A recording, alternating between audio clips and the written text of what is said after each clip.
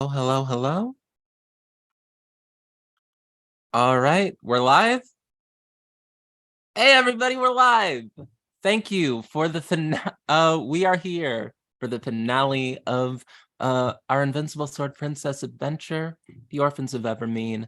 Um, we finally found the witch that allegedly had the silver slippers. Who knows what's going to happen next? I am going to pass it to my lovely, wonderful, amazing cast. I'll go from the right to the left on my screen. So we are going to start out with Noir. Noir, what's good?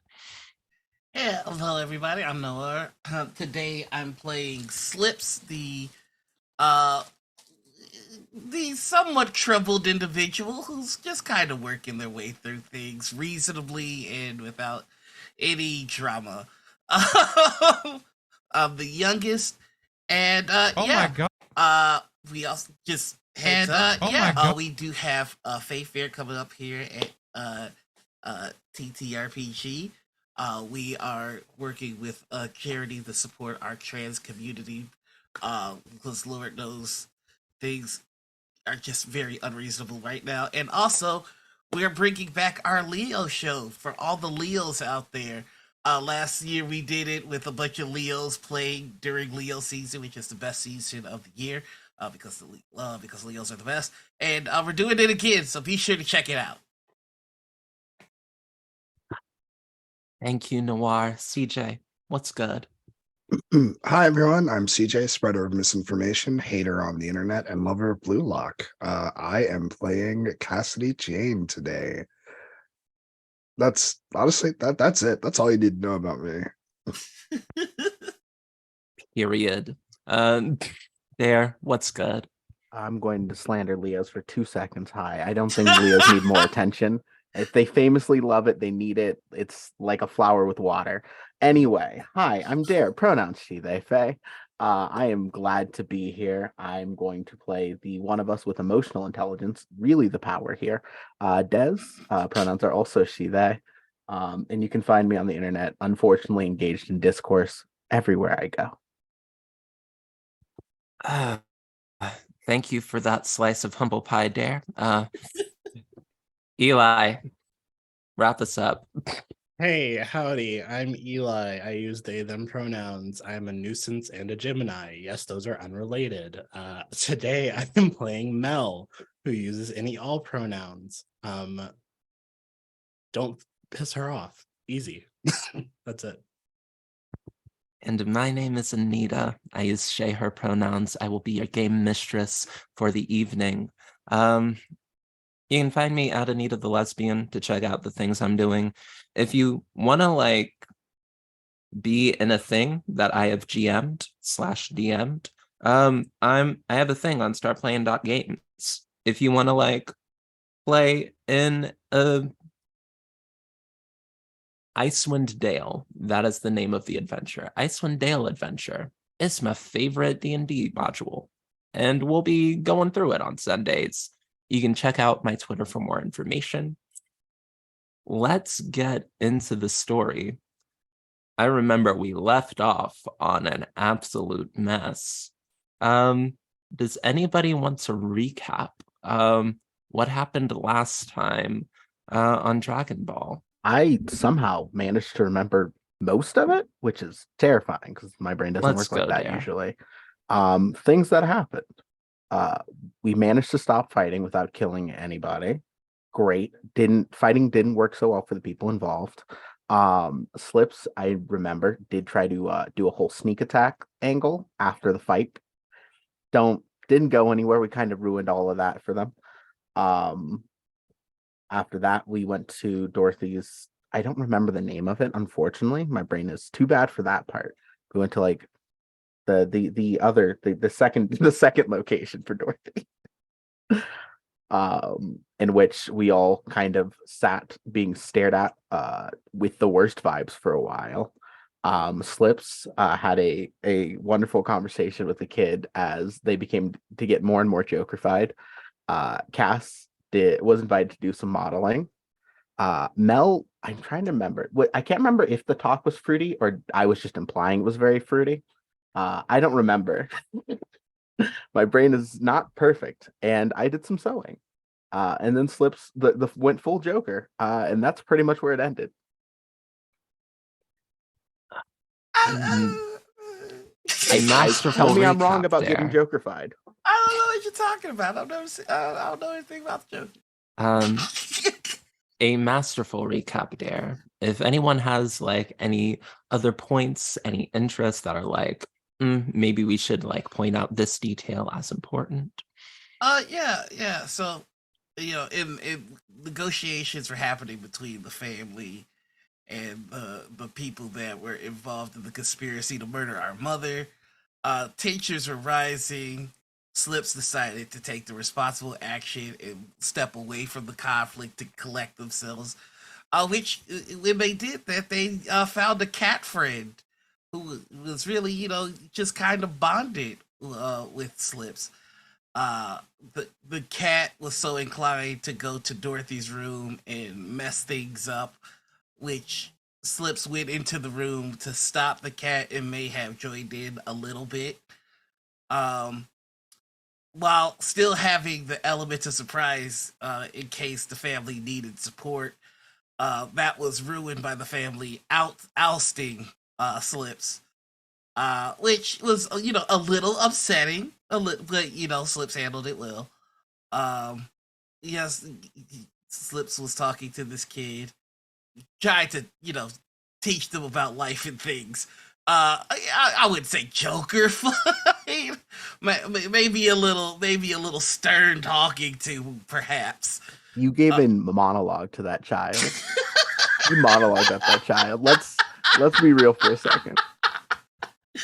And then there was just some confusion about why the family's there at all, which I think was presented in a calm and reasonable manner. And then Dorothy arrived. All of the windows are broken and it is winter.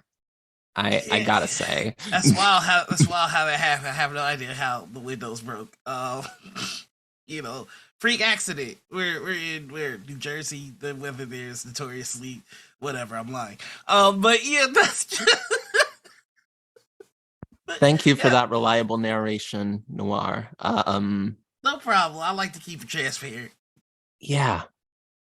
Long story short, Black Cat and Toto got a rivalry. Toto just entered the space and they're already like growling, hissing at one another. With Toto came Dorothy, the woman that you have been searching for, that you have traveled across the worlds for this entire time. And I think so.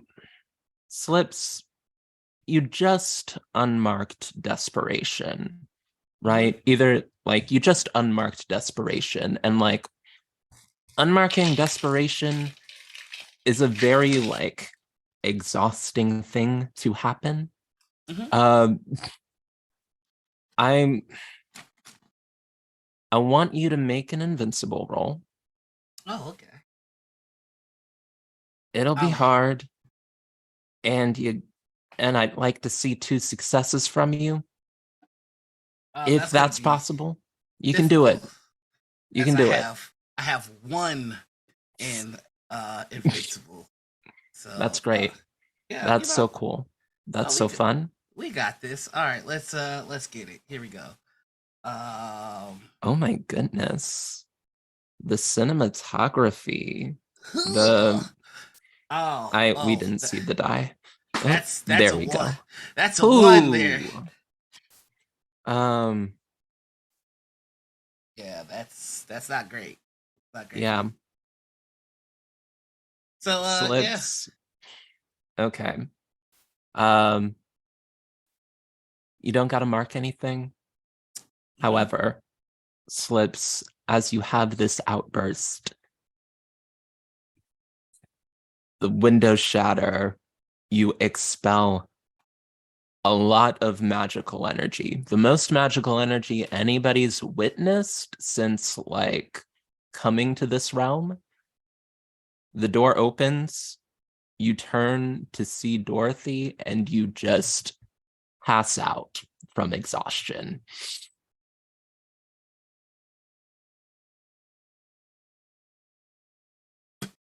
I'm gonna go head over and check on her. Yeah, you can make a princess roll. Okay.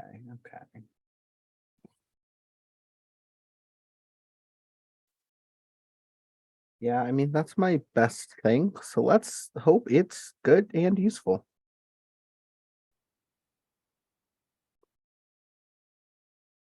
Oh boy. Do I tell you I'm trying to remember. Do I tell you just my highest or You tell me all of the successes, so this is a normal roll. yeah, 4s and one up success are then. successes. Yeah, only one success. I had 3 dice and only one success.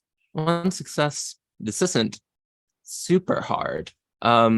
This also happened in in Oz sometimes. Like, you did too much magic, you needed to take a nap.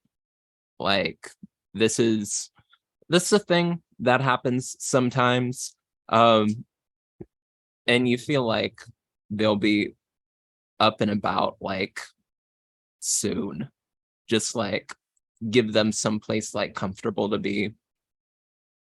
But I think Dorothy, who has like opened up the door, Toto is barking at this cat that is in the space. The cat is hissing back.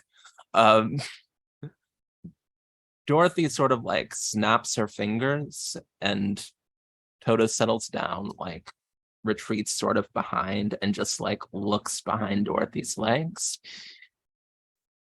and just says, well, I suppose I have some guests. Do you all want tea? Seems like there's some tension that we should discuss. I think I kind of look at Mel and Cass first to see if what is their initial energy they're bringing, because legitimately I would ask for tea, but I feel like that's not the right move in this scenario. Mel, I think you, as Mel's sibling, would know this. Actively trying to cool off, wanting to engage and probably take the offer for tea, but really just trying to tone down their emotional state right now. I think Cass is like a deer in headlights because they were upstairs vibing unexpectedly, just kind of they folks are showing them the ropes. They're talking about a bunch of stuff that they didn't understand for a minute, really just indulging in the new life. Comes downstairs, their sibling is absolutely going apeshit. And then Dorothy walks in and is offering tea. Cass is like, I don't know what to I don't know what to do. If you look at her, she's just you can see maybe that her hand was extended to maybe draw her sword, but that didn't happen. You see, maybe she was gonna change shoes. So what is off, what is on? She's got nice clothes, but also just a lot going on that I don't even think he can comprehend in the moment. And here's T and it's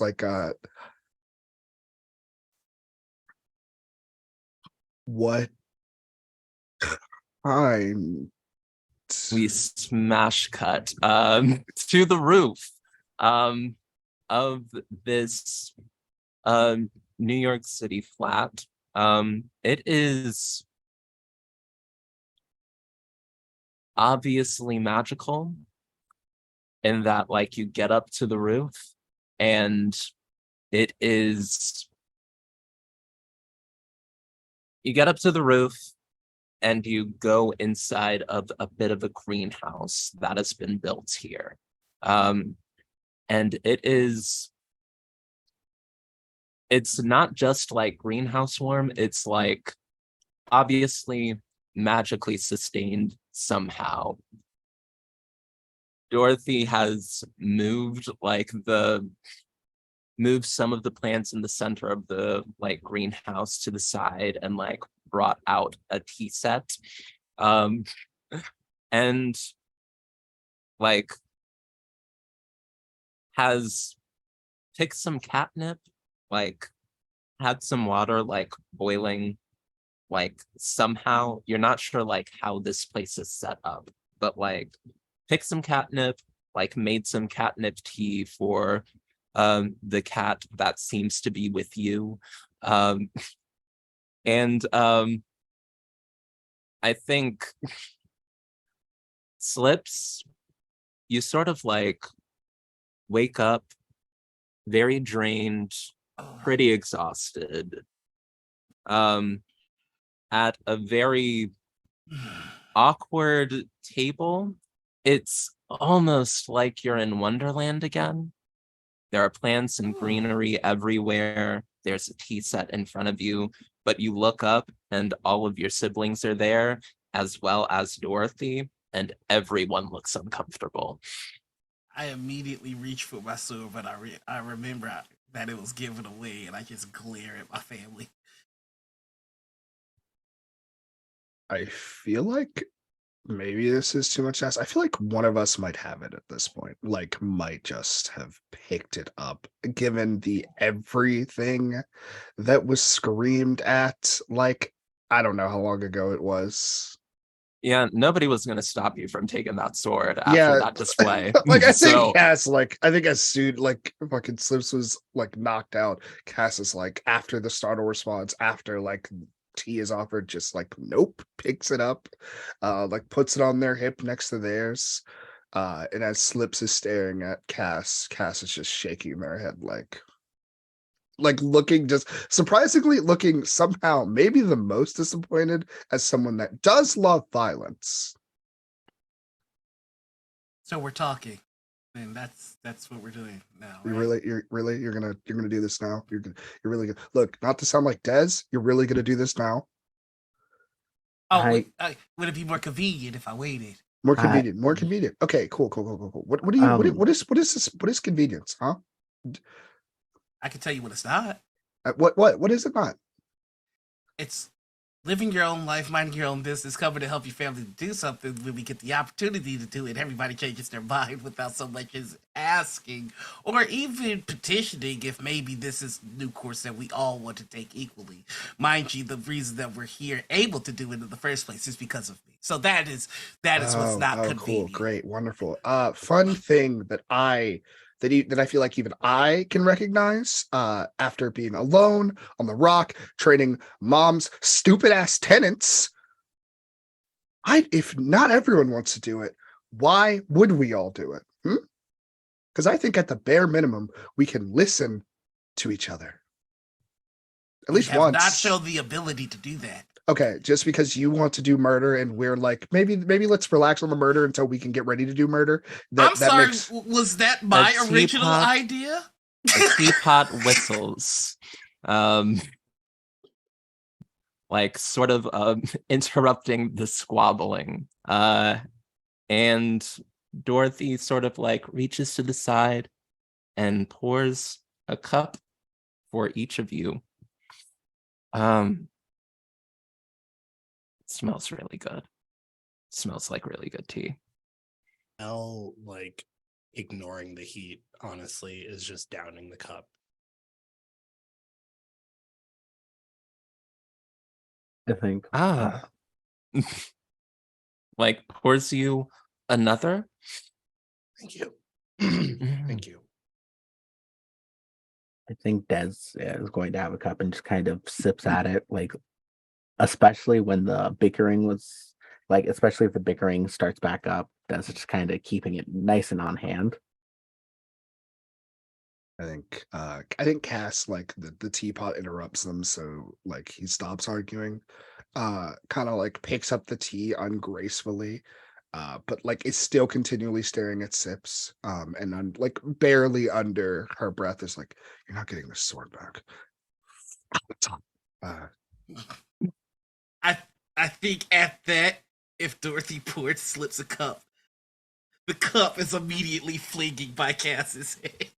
Oh my Are you God. fucking? What is wrong with you? Why do you want to keep doing this? I want what's mine. You have the right to take it from me. You are such a big fucking baby. Do you know that? You're It a goddamn seems dictator. It seems like you all are a long way from home. And you, how's your day going? What was it like killing our mom? Oh, who let her cook? Oh no. I have never killed anything in my life. Well, I think Never killed a Success? fly, never killed a pint, never killed the umpire, never killed nothing. You successfully killed our mom, and you tragically failed to kill our auntie. I would have preferred vice versa, to be quite honest. But, you know, I just don't get my way these days. Glaring back at Cass. I think what my sibling is trying to say in less offensive terms, I would say, we're from Oz. Evermean was our mother. A bit of realization like begins to dawn on this super witch's face. And as you're like sitting down to tea with her, for a super witch, she seems very normal. Like was dressed in like a little bit of a trench coat, had on like a sort of like blouse and a long skirt. Like looks incredibly normal compared to like the witches that are the strongest in your realms. You know, that is surprising. And I think she just says, "Oh, you poor dears. I'm sorry for your loss." And she begins to explain. Before she went to Oz, she did not have access to her magic. The way that she got to Oz was through a blizzard. It picked her up and deposited her, well, sort of like flung her into a Z. She landed all right. It crushed someone else. She was not, there was not like intent to hurt anyone. Something picked her up and flung her to Oz.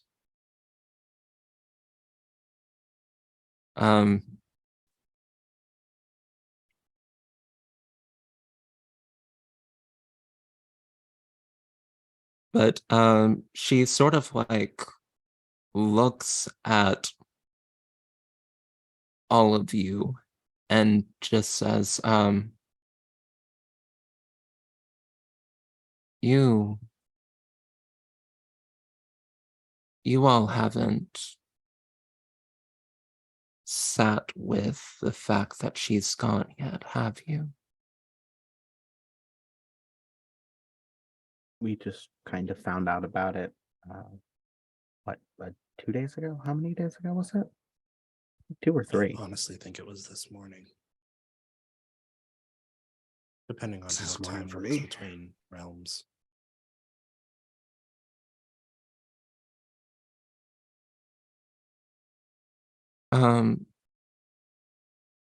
Yeah, she will sort of like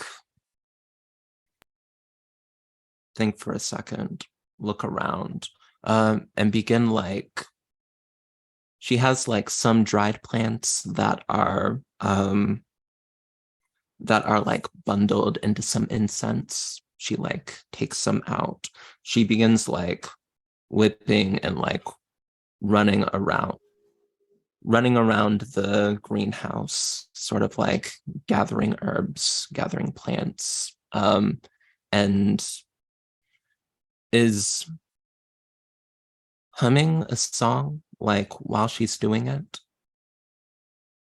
She puts like all of her gathered things in a bundle, sparks a flame seemingly out of nowhere, and the sort of incense concoction starts to burn. And she says, I know a little something about preparing for loss.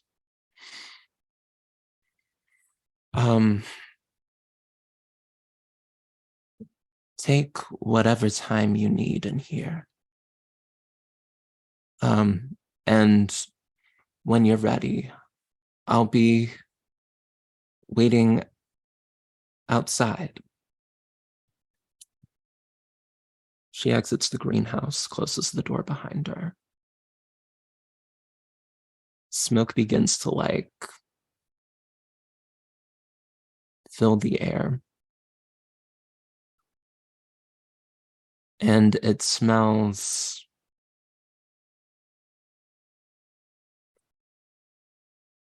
like a good memory from home. I would be interested in like seeing what everyone like remembers in this moment.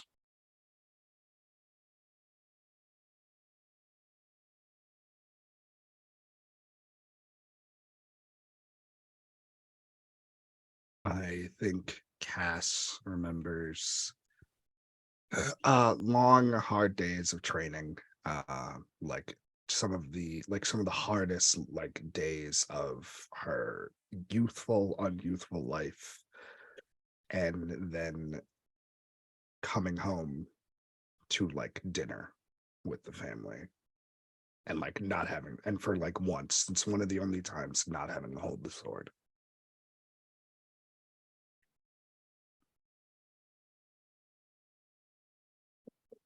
I think for Des, it's any time the four of them went on any sort of mission or had to do any sort of chore together. And I think you can see those moments of dysfunction without the fighting that we've had today.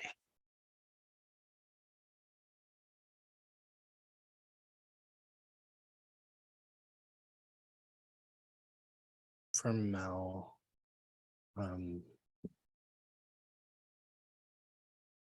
it was sort of a day that none of us were training or practicing or doing anything really except for just trying to be sort of young adults, kids, together, and just the friendship that we had with one another.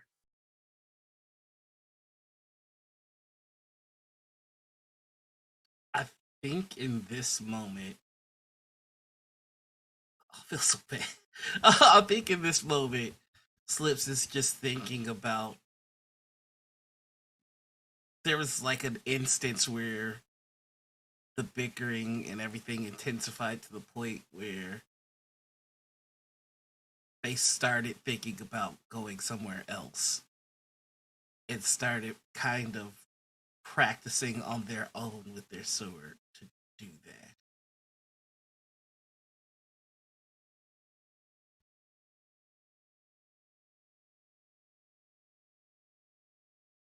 You all take a deep breath and very like reflexively remember.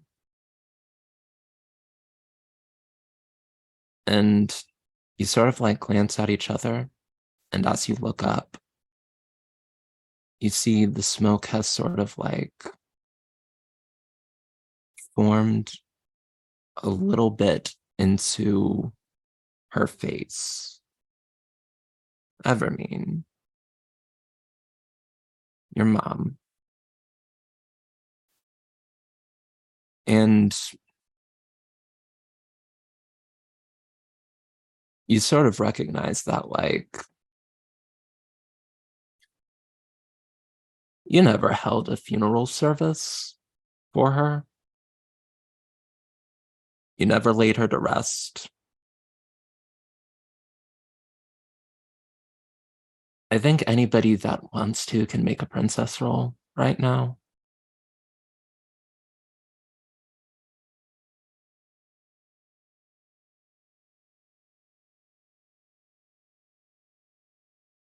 I got 2 successes.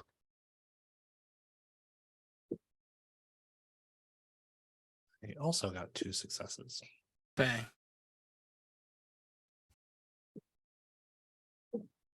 Word. Des, Mel, something is not adding up.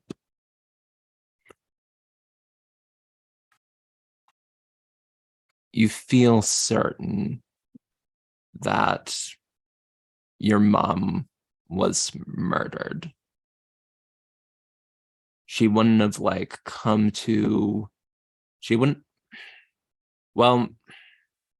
she wouldn't have come to y'all in visions saying that someone killed me, avenge me, get justice for me, if someone didn't kill her.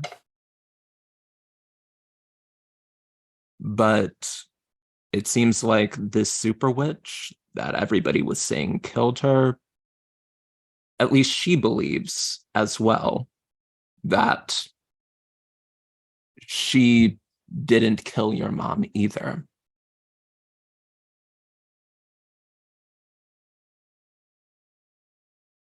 Something strange here. And you're in a place where your magic isn't really working. You've found yourself in a very vulnerable position.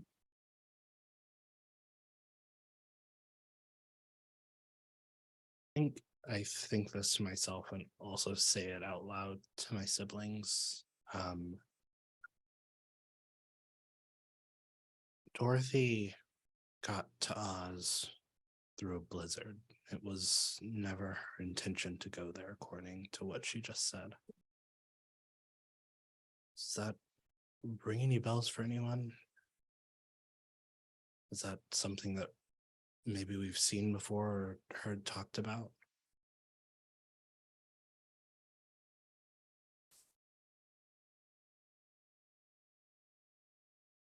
Kind of look to Slips and say, like, you are, I think, the expert on moving throughout Oz, and I don't mean that in a bad way.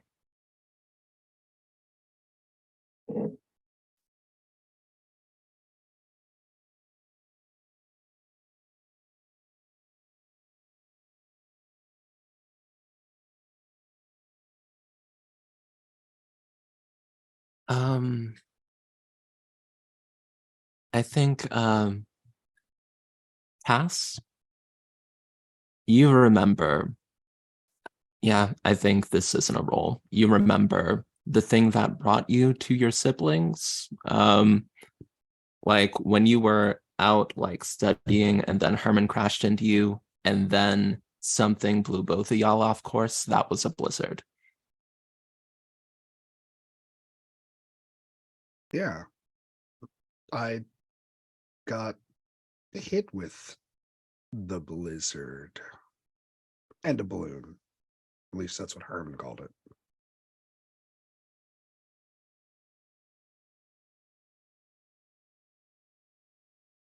So checks out, I think.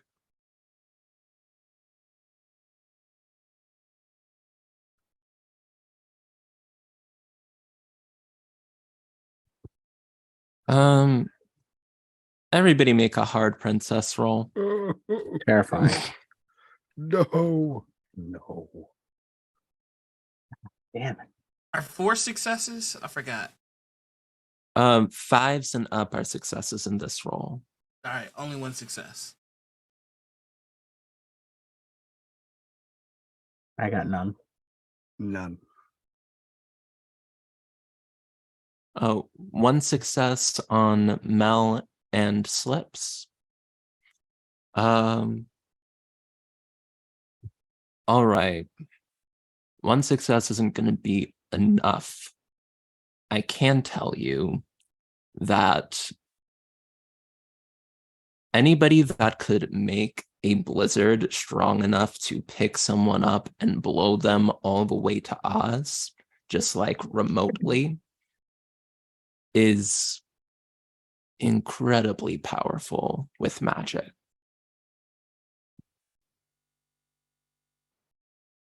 And you sort of like come to that realization.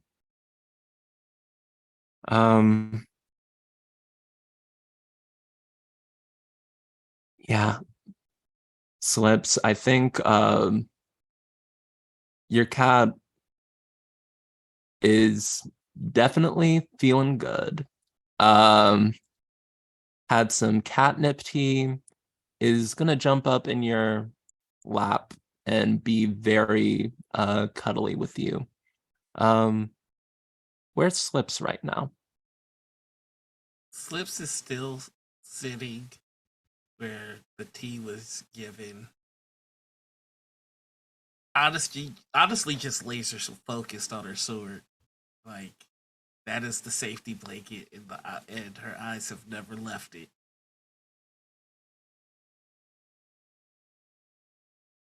And as y'all sit in this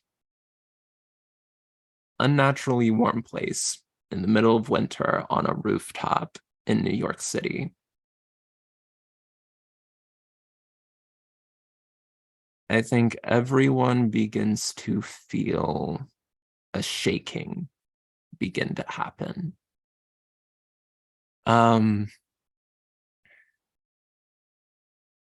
This feels like an earthquake, but like this is a very intense, like whatever this is. It's like East Coast doesn't usually get really bad earthquakes. This is one that like knocks shit down. Like you feel like a little unsteady, kind of like you want to get out of this greenhouse. Looking out the like greenhouse windows, does it seem like people like outside are reacting to the earth shaking, or is it just us?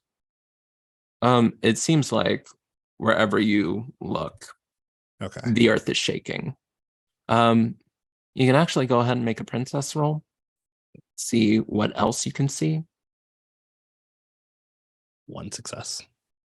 Yeah, that's not bad. I think something catches your eye towards the south. Like, right now you're in Harlem. Looking south, like from this height, you can see like a bit of the edges of Central Park.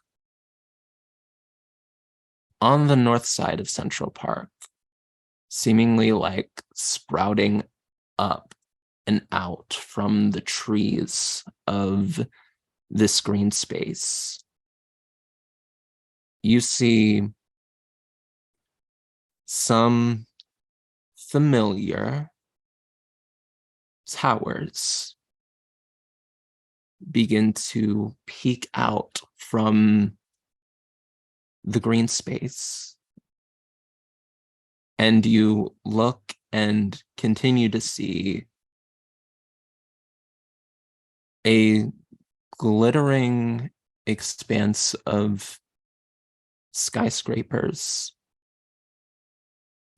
The Emerald City, at least like its most central and downtown buildings, sprout up in the middle of Central Park, New York.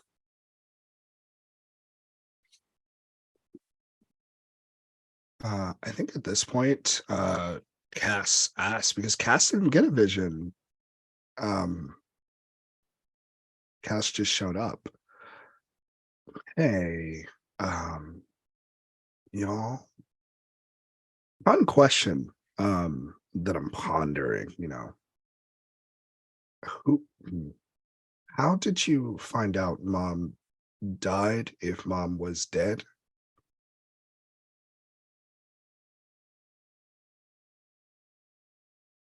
For the first time this whole time, I look at Slips.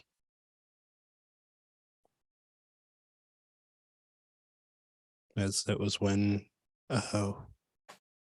you got here, right? I want my sword. I think Gasket, I think legitimately no questions asked at this point because it has nothing to do with you being like a freak. He just tosses you your sword. Thank you. I found out about it from Mel. Mel reached out, and I was minding my own business, living a good life, a Hold on. comfortable one, Hold mind on. you. Hold on. Wait. Hold on. Looks at Mel. Mel, didn't you just Above the table, I might be misremembering something. Oh, okay. So let No, me that's fine. I'm gonna say what I remember happening, and then we can adjust. I remember seeing the graffiti in the park that I was working on, calling out to my siblings. The portal opened, and Slips was on the other side. And I thought Slips got the vision of it actually happening.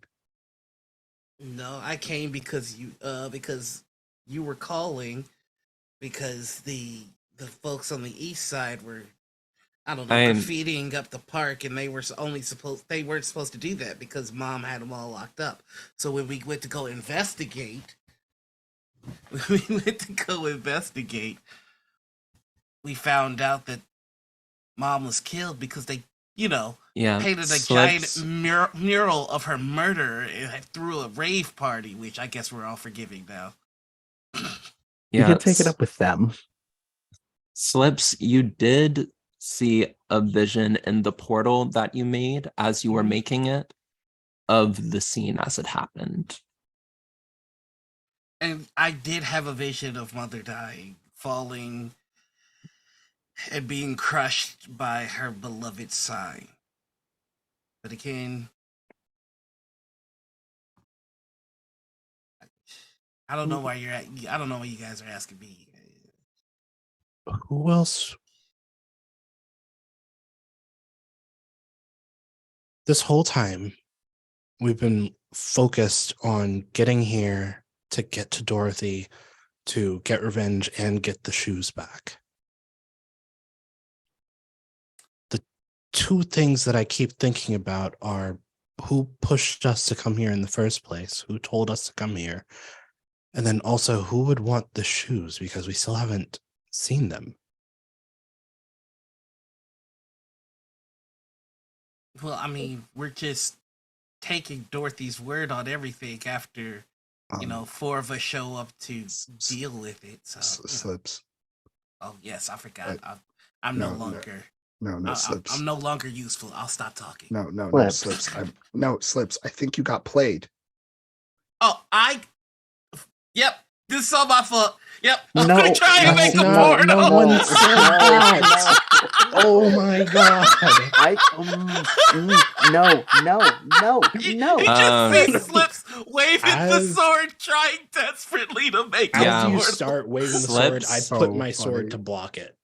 Yeah. Of course! Slips. I'm also gonna say, as you stand up and raise your sword, you get very, very lightheaded. That magic that you did took a lot out of you, and you haven't really recovered from that. I hate it here. I hate this place. I hate this, I guess, mission. I hate each and every one of you in so many variations of ways that it's impressive. I just want to go back home. I put my hand on your shoulder, ignoring the fact that I got thrown in that for no reason. What'd you say fuck me for?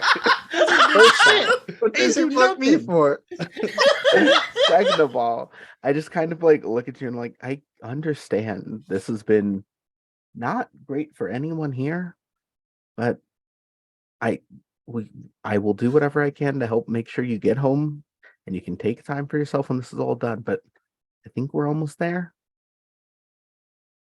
Just want to go home. I hate know, this. I know. I know. At least you got a good cat out of it and you have some tea. The little things that make it bearable for now. Fuck that tea. I just kind of let you rant at me for a second. Uh, Just keep patting your back affectionately. it's actually working. Get calming her down. She doesn't want you to see that, so you're still getting glared at. It's fine. I just kind of let you cook for a little bit. Yeah, and as you're like feeling those like feelings and just like feeling your sibling like hand on back, you sort of like are taking deeper breaths and fuck if that tea does not smell delicious. It smells like really good tea. Slips, it smells really good. I'm not giving her the pleasure of seeing me drink that tea.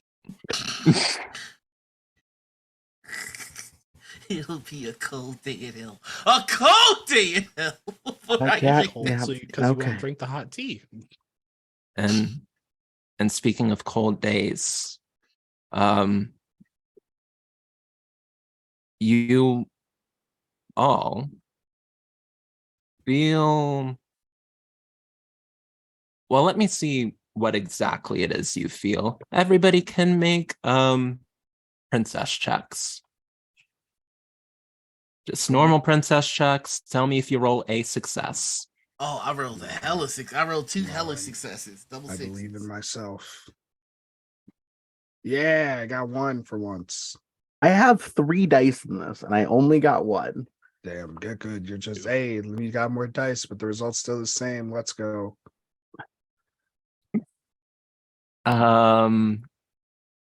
You all notice the magic that is surrounding this greenhouse flicker and sputter out as a cold chill runs through the entirety of this place. Goes inside. Question about that. We could tell that there was magic. Can I tell like sort of where it's going? Or if it's just like going out or if it's going somewhere? Yeah, with those 2 really awesome princess checks that you've done, like to look at the Emerald City that's now in Central Park, and also to notice what the magic around you is doing, you sort of like go off to the north side of the what's it called? The greenhouse. And you sort of like wipe away the condensation that's formed there. And in the city, where there was just a sprawl of concrete and buildings and just almost endless streets, there is now darkness and stars. And as you peer closer to those stars, it seems like there are babies there. Oh my shit. I'm sorry, babies? Babies floating in the emptiness of space. You started our journey there. Yeah. Started our journey in a Yes. very similar place to that. What witch was that again? That was Glinda, the Wicked Witch of the South. The one that Mom always said was very weird for just hanging out with the babies all day.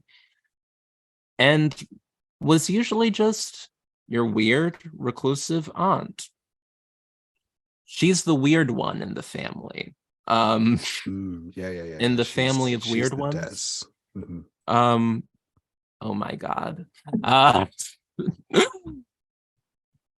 And as you and Mel, as you sort of notice this, I think Dorothy sort of like opens up the greenhouse and says, I'm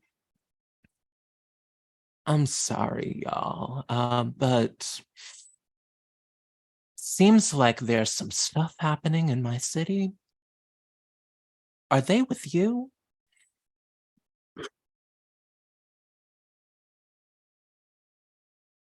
I mean, we didn't plan for anyone else to come here.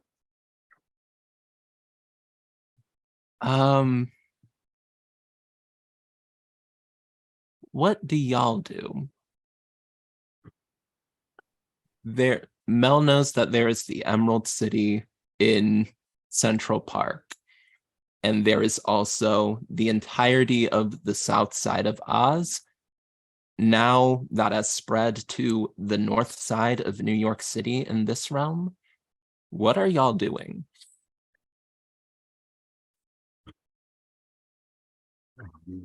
I think I want to try to go check out maybe the Emerald City and see if we can find what's going on there.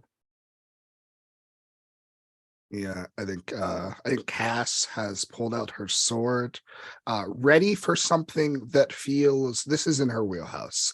Like ridiculousness is in her wheelhouse. And I think in the most absurd way, she's like, well, Oz is coming to us, and looks like whoever killed Mom, like unsheathed sword, has been plotting for a little bit too long. Oof, boy. Yeah, so all of you are headed towards the Emerald City? Is that what I'm hearing? I think I look at Slips actually. Hey, do you feel good enough to do this or help out? And if you need to like lean on me, I can do that. I just want to make sure you're still not feeling too lightheaded. Thank you, Des, for that.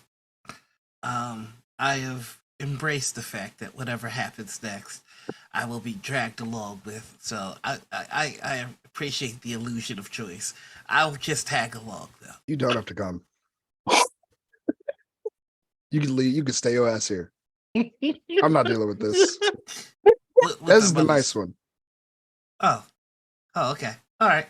No. You could stay here. No. Actually, Slips, I'm sure you would love for me to stay with the person. No, Slips, look me in the eye. Killed our mom. Slips, look me in the eye. Yeah. And either tell me that you want to come with us, or that you want to stay here. Because I'm not dealing with this. I told you what I wanted, but clearly you don't listen. Oh my. You know what? I let y'all do whatever y'all want. You know, that's on me. Maybe that's on me. Maybe I should say something more. Yeah, you gave me complete freedom when you stole my sword. So I'm going to say something now. You just keep jumping into everything and claiming that we don't listen to you. We've been listening to you. We are telling you that maybe the first person that someone tells you killed Mom is not the person that killed Mom. That's what we're doing. And you know what? I decided to listen to Des. Mel has decided to listen to Des. You're the only one who is so against listening to your family members, and you want to go on this bullshit murder mission. Maybe. I want to go home.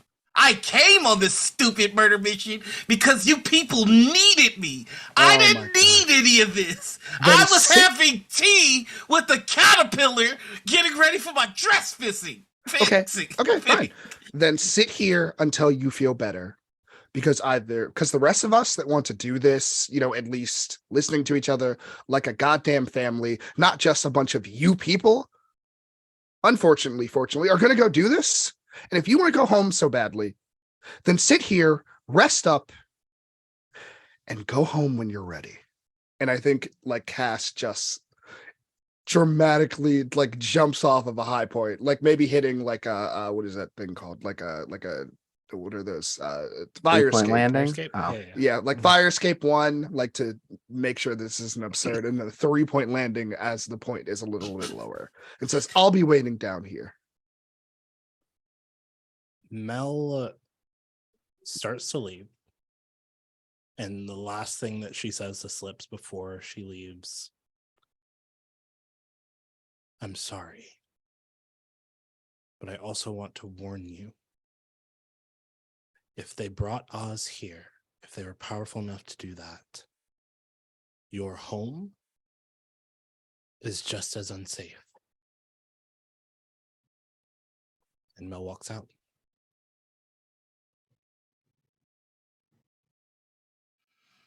I don't really have anything to tell you in the same way, but if you need help walking or anything, I'm here for you.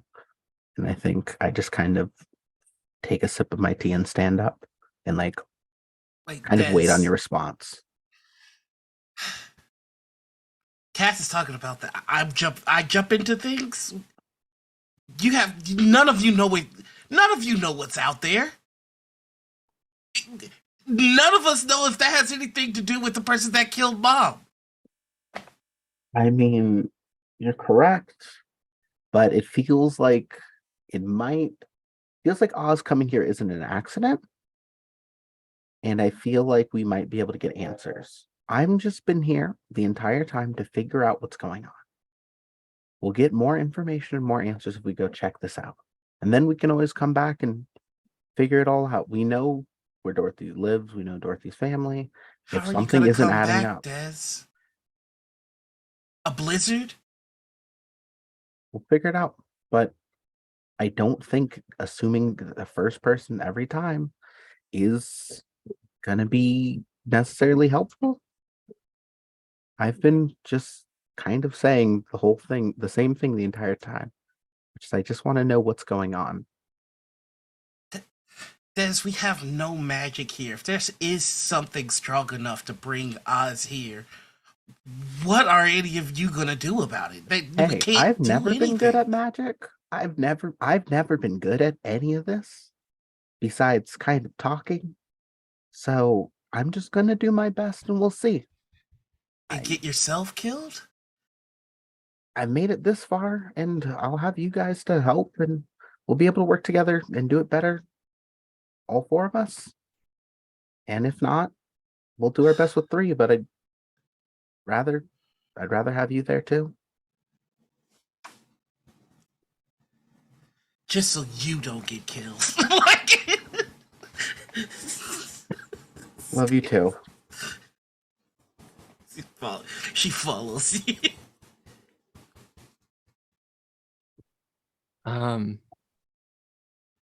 Yeah, like I think Cass, you sort of like stormed out of the greenhouse, like went straight for the fire escape, did max drama on your exit. I think everybody else sort of like sees Dorothy just like staring off intently towards the north side. As you like exit the greenhouse.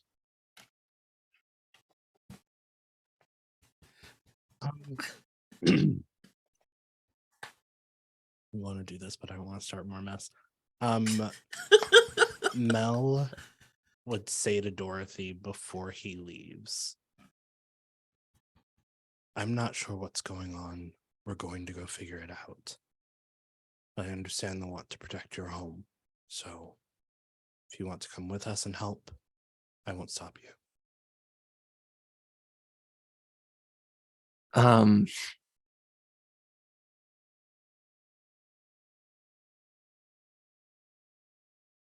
This woman looks tired. Mm. This woman looks exhausted.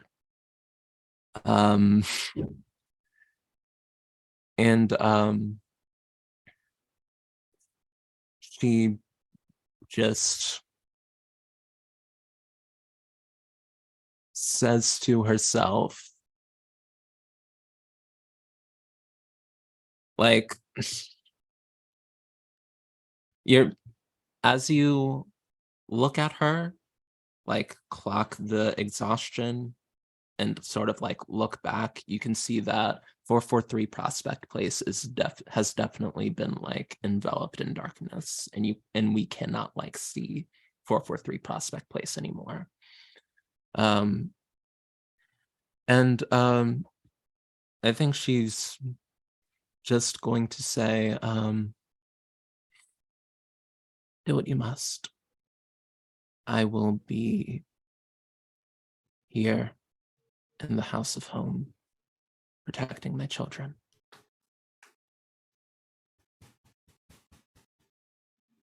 You all seem like you mean well.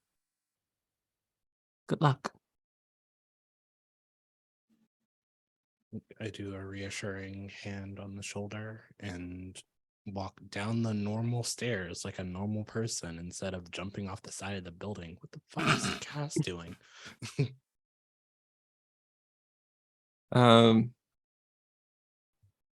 Des slips. How do y'all get down? I think also You like a both normal see person. Dorothy as well, just like staring off in the distance. I think I like kind of give a good luck, like awkward thumbs up wave towards Dorothy, kind of unsure. Yeah, I don't know how friendly to be in this situation truly, and begin to make my way down the stairs also like a normal person. You did bust out our windows and come here with an intent for murder I would like and to say discuss Des said did murder not do at those her tea things. table. So yeah, it is a little awkward. But I don't think she like takes eyes away from you. I think she does like watch slips as they sort of exit the place though. With Slips, he said, goes, "You got a problem?"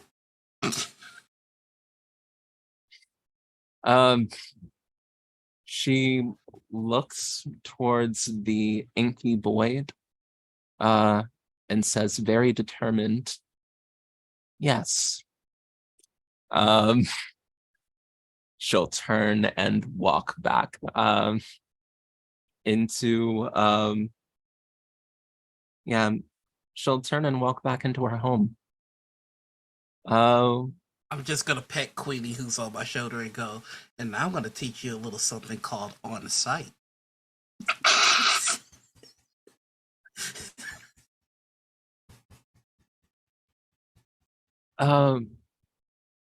I did not hear the last thing that you said. I'm sorry. She just pets Queenie, who's on her shoulder, and goes, "I'm gonna teach you a little something called on site." Yeah, Queenie knows about on site. The only reason that she the only reason that she hasn't been just like straight up throwing paws with Toto this entire time is because at one point you were unconscious, and then at the next point there was catnip. Adorable. I love this. You all make your way to Central Park. Yeah. Yeah. You sort of like on the way to Central Park, you see a lot of panicking civilians. Like you can see that the darkness from the north is spreading southward, like, and pretty much like gaining, like picking up speed as it goes. You're not sure how much time you have before it will like overtake you. You keep on looking back and it's kept on coming closer. But you all eventually make it to the tree line, and not far past it, you see the Emerald City. And you see the citizens of Oz just doing a whole lot. Like everyone is moving. There is an urgency.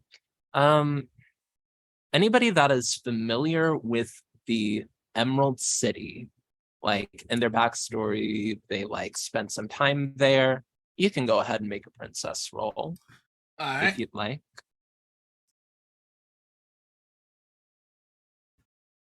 One success. Ooh. One success.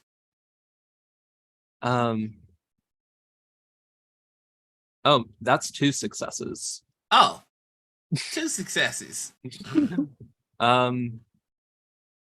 Yeah, I think to Slips, it is most sort of jarring and like different.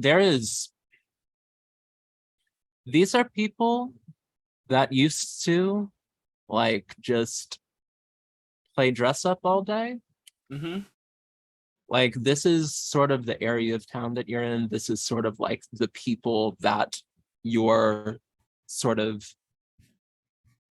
recognizing some of them as just like very silly rich people without a care in the world that can just model all day and dance all day and listen to music and it's fine. The energy of Oz is very different. The energy of the Emerald City, like it seems like people have gotten a lot more serious. It seems like there are a lot of people working towards a very like immediate goal here. You see like a lot of like tools, like metals, steel beam, like oil spattered clothes, a lot of like people rushing off to build things, to repair things all around. Everyone is like pretty busy. What are y'all doing?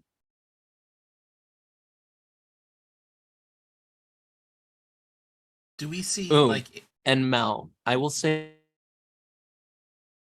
that you notice that the flag of the Flying Monkeys gang is no longer soaring on buildings where it was soaring the last time you were here. Hmm.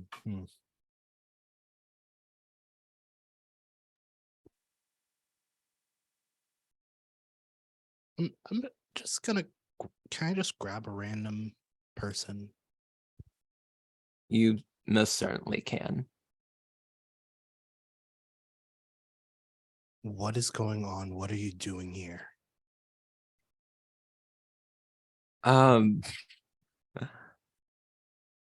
Ooh, that is a big question. I think like as you grab this person, they sort of like have to stop for a second and look at your group just in entirety, and say, and sort of like narrow in on Cass. I was about to say, Oh, can I like no. look scary and hot on purpose? Doing that. Always. Scary and hot for Cass is a free action. But sort of like zeroes in on you, and as you're being scary and hot and posting up, we'll say, you Oh no. you 4, Thank goodness. The Wiz has requested your presence. I'm sorry. Who? The Wiz. The ultimate. The X quotient. The new math. You know, the Wiz. Everybody knows the Wiz. We've been a little out of town for a little bit, actually. How long have they been the Wiz? Like, is this a new thing? Like, And as you're sort of like trying to like get a little bit more information, I think a familiar face in the crowd sort of notices and runs up to your group. The person that you had been talking to sort of like turns and bows before scurrying off again. Cass, your old friend Herman Smith is here and says, friends, thank goodness. hey, We got a little bit of a problem. oh my God, pathetic balloon man. What's going on? Why would you say that to his face? What? What do you mean? Nothing. And and I think that is, well, yeah. Let me stop off with this reveal and say, pathetic balloon man. Yeah. Some people call me that. Some people call me Herman. Some people call me the great and powerful Oz. Oh, so It's- Cass was duped. That's perfect. Yeah, it's me. I'm the Wiz. Just And- points and laugh at Cass. Oh my god. With that, we are gonna go ahead and take our 15-minute break. So Thank y'all so much for sticking around. The plot is thickening. Old friends have come around and apparently gathered great amounts of power.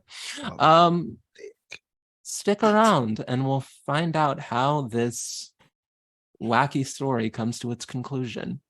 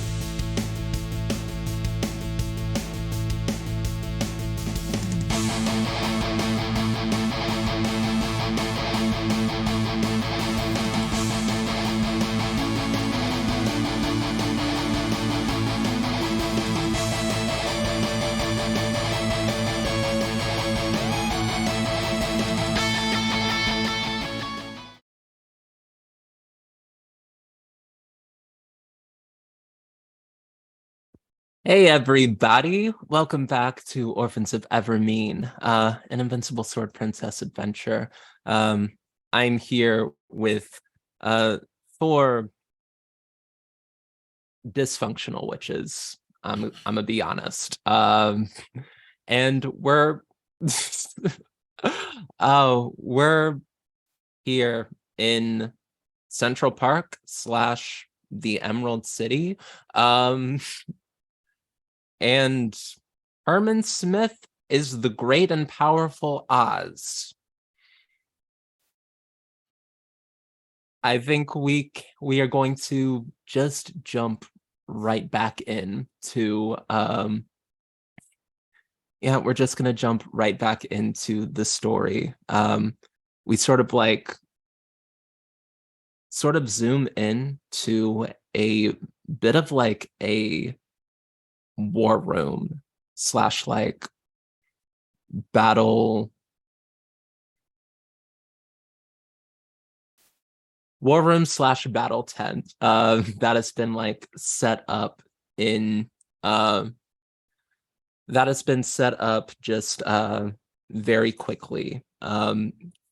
You're seeing like as you're like walking through the streets, like Herman is definitely the person in charge here. Like the people address him as the great and powerful Oz. He is the Wiz. Like everyone is moving, and this baby girl of a man you met seems very, very different than the person that stands before you today, and also a lot older. Like Cass, you met this person like yesterday, like in your time, how it feels in your body. That was like yesterday. But this person looks there's like the beginnings of gray in the hair. There is like completely different like armor that has been like upgraded and like tinkered with in some like significant ways. But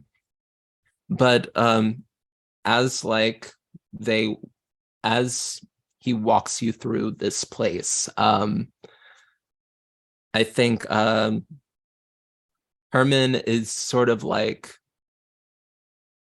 giving y'all a recap on the last year of Oz since you have left. Apparently time works very, very different here than it does in Oz. And you sort of like come to the realization that, oh, it's been a while. And also, there's a lot that's different. Apparently, Herman Smith was the Wiz, was a very bad Wiz. He basically bullshat and didn't really like do anything to try to explore his power. That all changed when Dorothy like came through. At first, she was scary, and he tried to send her to her death by meeting with your auntie. But that didn't end up working out. So the next thing that he tried to do was run back to New Jersey. Y'all saw that attempt. It didn't work. Spent the next year trying to actually be a leader. And actually did pretty well at it. Sort of like used his mastery with tools, his ability to build a balloon, his ability to sort of like make very large structures, ended up finding a magic item that like helped him build incredible things very, very quickly. Actually, people can like make a princess check at this point in the story. 1 success. Okay. Success. I got 1 2 success. successes. 2 successes. 0 successes. I'm Nice. too busy gloating. Yeah, this to be fair, like Slips, this person does look like a genuine whiz. And I guess the assumption that he was a baby girl, he doesn't like seem like a baby girl now in this moment. But I think Des, something about the wrench that he holds up and something about the wrench he holds up, something about just the general vibe that is coming off of him.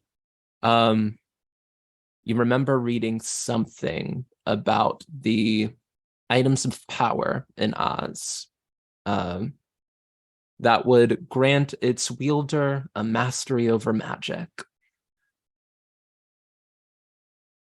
And you remember a rumor about a 5th item of power? One for like the wicked witches of the north, south, east, and west, the cardinal directions, but there was also rumor of a 5th in the heart of the Emerald City. That would appear to whoever was worthy of it, very sword in the stone-esque type shit. Anyway, Herman Smith returned to the Emerald City after y'all went off to find Dorothy. And the South, the area of the South started expanding. The entire city, the entire like realm of Oz was swallowed as the Wicked Witch of the South started conquering everything, turning people into babies. It's super weird. People of Oz don't want that to happen, have rallied around their leader, and their leader has finally figured out a way back home. They had decided to come here to try to find the most powerful witch they had ever met, Dorothy, for some type of help and support in stopping this oncoming darkness. And it seems like the darkness has followed the Emerald City here.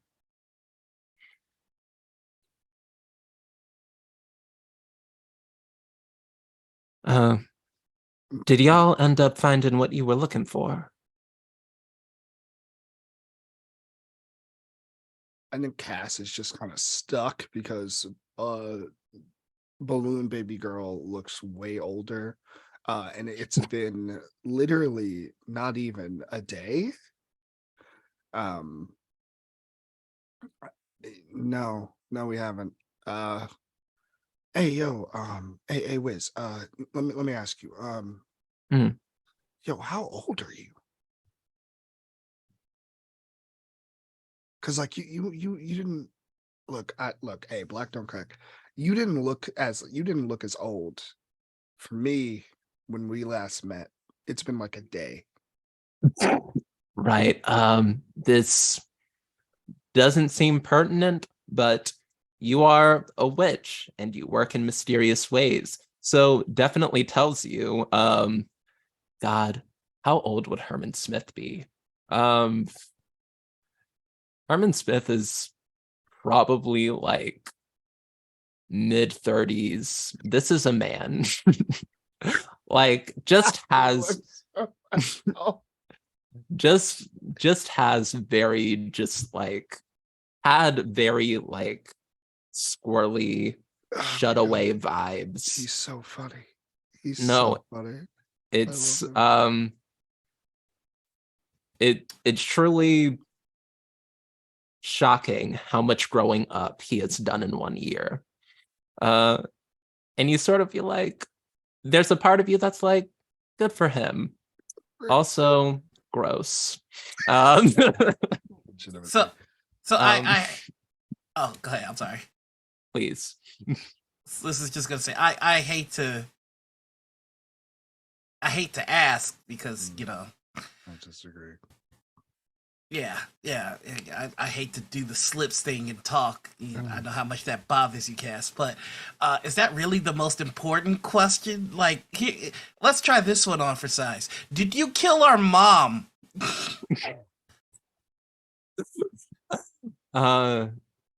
Just um just like sort of a taken aback. He has had to reckon with many of his failings, many of the things that he was too scared to do, many things that he has regretted over the past year. He has had to come to grips with a lot of them. One of the things that he does not have to reckon with, the blood of your mother does not lay on his hands. He didn't have nothing to do with that. The arrival of Dorothy the Super Witch was as much a surprise to him as anyone. And Cass, no, good. Oh, go ahead. Give another. No, I just think Cass kind of turns around. Do you think, like, kind of not whispers, but not actually? Do you think someone as pathetic as him killed our mom? Why are you being like this? Honestly, that's kind of true. I can't even say Like, anything look, to defend again, myself. down for there. violence. I usually am. You're just asking random people now. Instead of are you my mom? Did you kill my mom? Just that. I want you to know, Cass, because I don't trust you to be able to pick this up. I'm actively ignoring you now. My second question for you, sir. I'm so sorry. My second question for you, sir, is clearly you're able to do magic here, which is somewhat difficult. Can you tell us how you do that so I can go home? That's actually a problem that we're running into. I can do magic. Magic's significantly weaker than it usually is right now.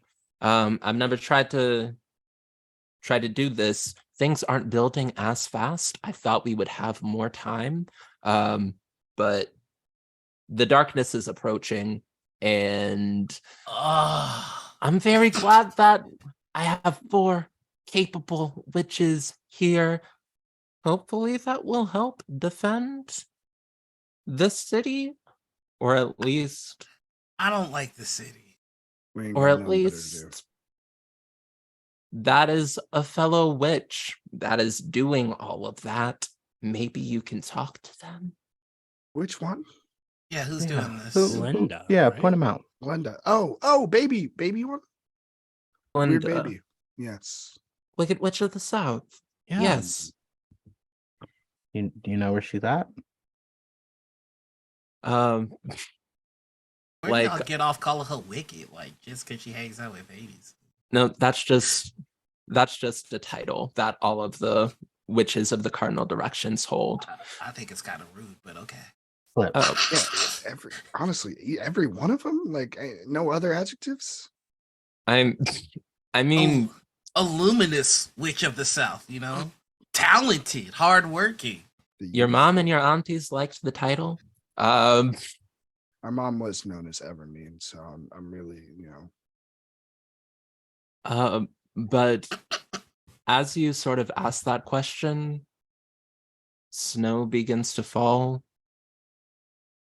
And Herman sort of like shivers and says, seems like she's coming to us.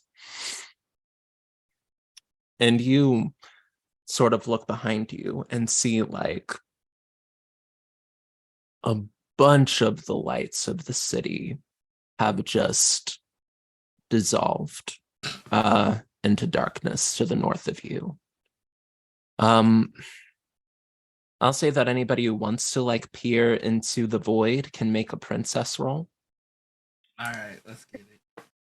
All right, now we're back on track. That is 2 successes, a 4 and a 6. 1 success. 1 success.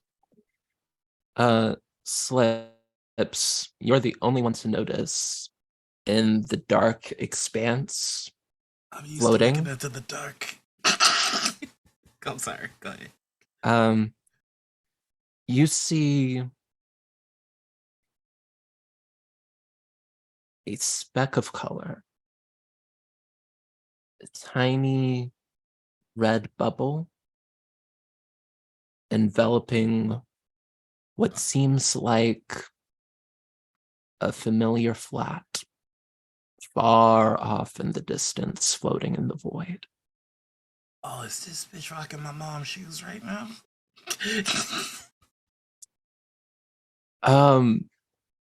They were silver slippers, so Mhm. like a red bubble wouldn't like Okay.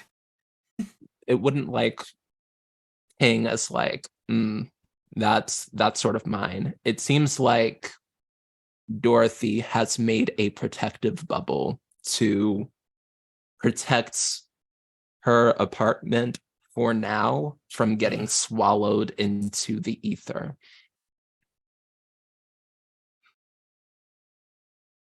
I mean, I wish her all the worst. So, just in case, I'll point it out to everybody though. Looks like Dorothy is putting up a shield. Love that she could do magic and we can't. That's great for us. Hey, I know you're a #1 hater, but ain't this stuff is like killing people? Yeah. Sort of. You look out and you see a lot more stars in the sky. A lot more baby stars in the sky. It's not killing people, it's turning people into babies. Thank you. Still bad, Yeah, but just like different bad. Yeah. This stuff is babyfying people. I'm not gonna fault her for protecting herself.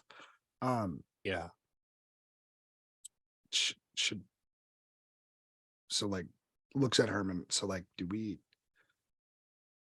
go into the darkness? Do we like go up? Like, do you got any more of those balloons? So you are going to talk to your auntie. Thank you so much. I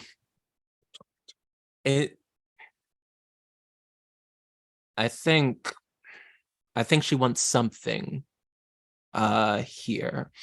I think she wants something in this city. I don't think she would have like followed us all the way here and like spread her domain here if she didn't need something that was here.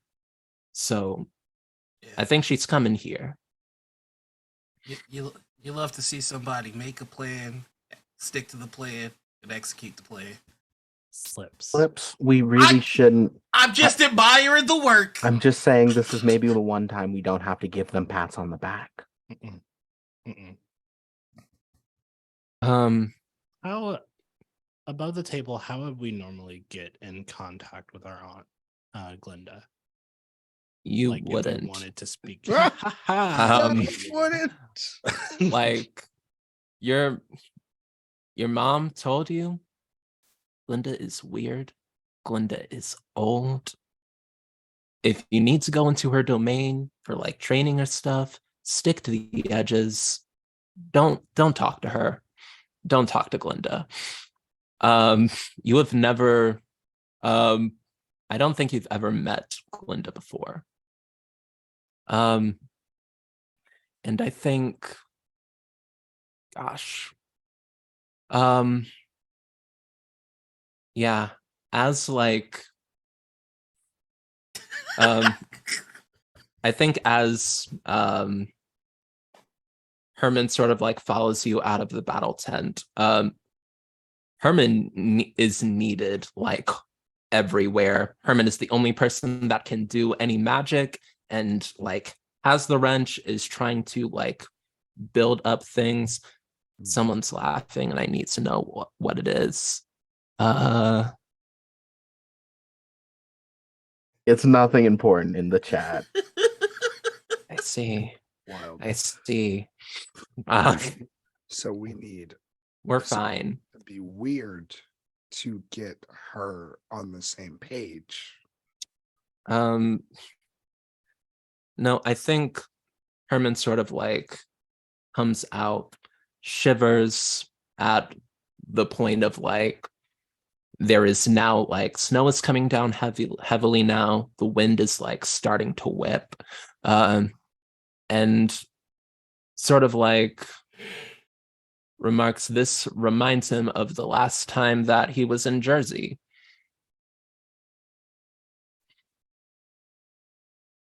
There was a horrible blizzard the night my balloon got knocked off course as well.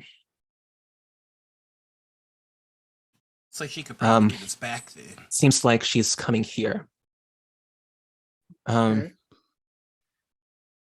Well, I didn't get to Oz on purpose the first time I went. It was the blizzard that blew me off course, knocked me into the Emerald City. It sounds like she sent you there. So does anyone get to Oz on purpose? Other than us. I had never heard of Oz. No one, as far as I know, in this world had ever heard of Oz before, I guess, Dorothy came back. I am needed to help fortify the city. I wish y'all luck. And unless you have something to say, Herman's gonna go off and runs off to do great and powerful Oz things. What are y'all doing? We need to find her. We need to figure out what she wants. We could try calling out to her. Yes, Slips? Thank you, Des. Just real quick question. When we do get to Glinda and we go, hey, stop it, because suddenly we want to protect this place. I just want to know what's the plan to stop her?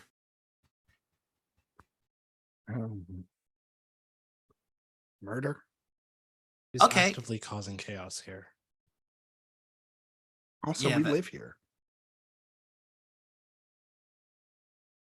I don't. My next question is, okay, so the plan is we talk to her, she doesn't listen, murder. Okay, great. Next question. She is summoning all of Oz into a world that we've never seen before, and apparently she can conjure blizzards and do all sorts of outstanding magic things. And raise your hand if you can do magic right now.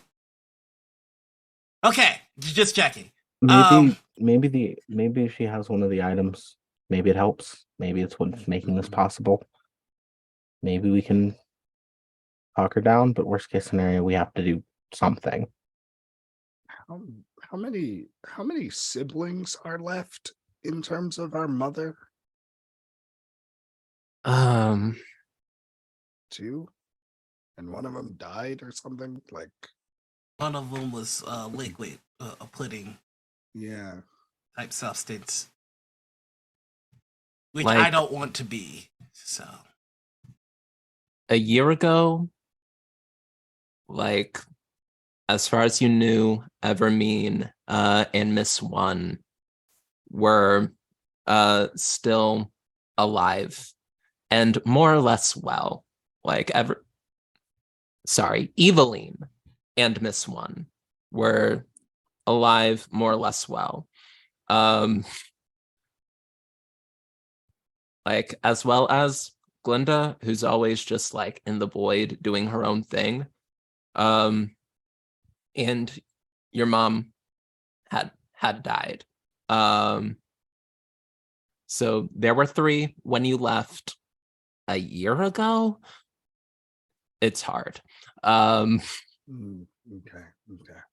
I would like everybody that's just like thinking about how to go about this to make a princess roll. I think Des, you can add an extra die. I got 1 success, a 6 and a 3. Got a 4. I got 3 successes. Yeah. I had 4 die to roll, so That's very good, Des.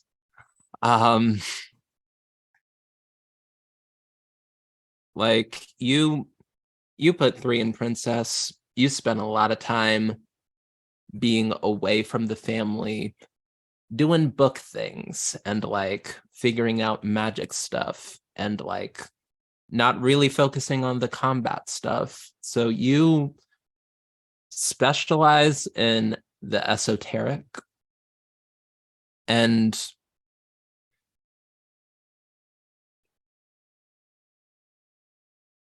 historically, like the items of power, the title of Wicked Witch of the Cardinal Directions had been passed down like from mentor to mentee throughout ages.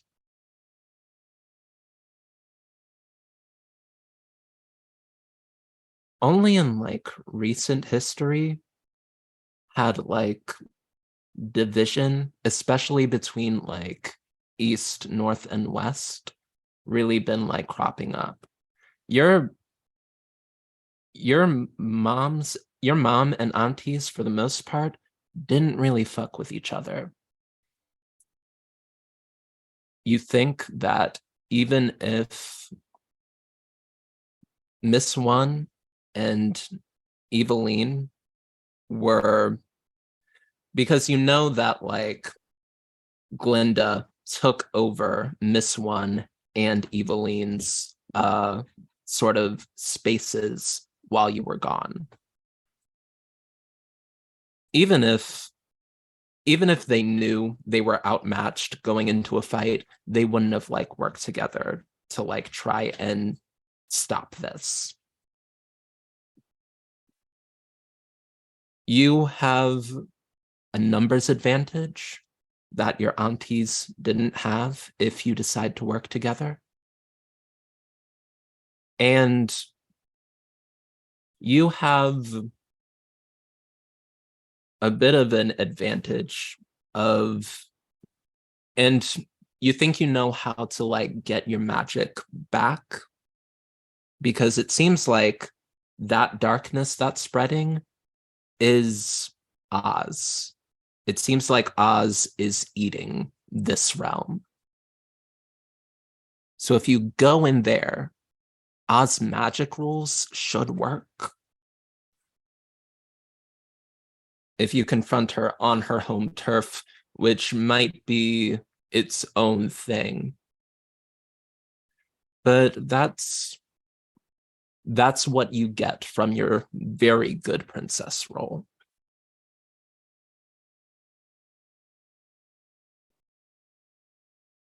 okay. Maybe we should go, because it looks like that's Oz trying to kind of subsume everything. Ew. Yeah, it's not great actually. So for once, I'm going to say maybe we should have a little bit of get up and go, and let's go talk to Glinda. Let's.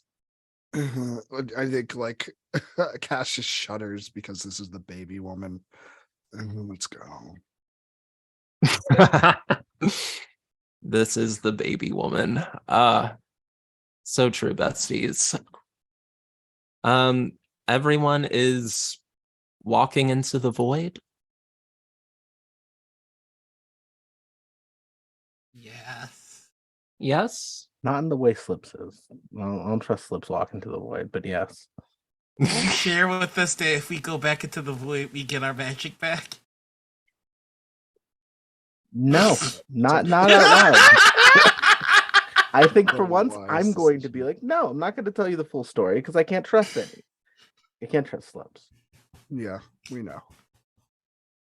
This Slips is gonna ask one last question before we go into the void. Oh no. Just for the sake of saying, I just have a question. Mm-hmm. What if she gives us a chance to just leave her alone and go somewhere else? I wouldn't do that.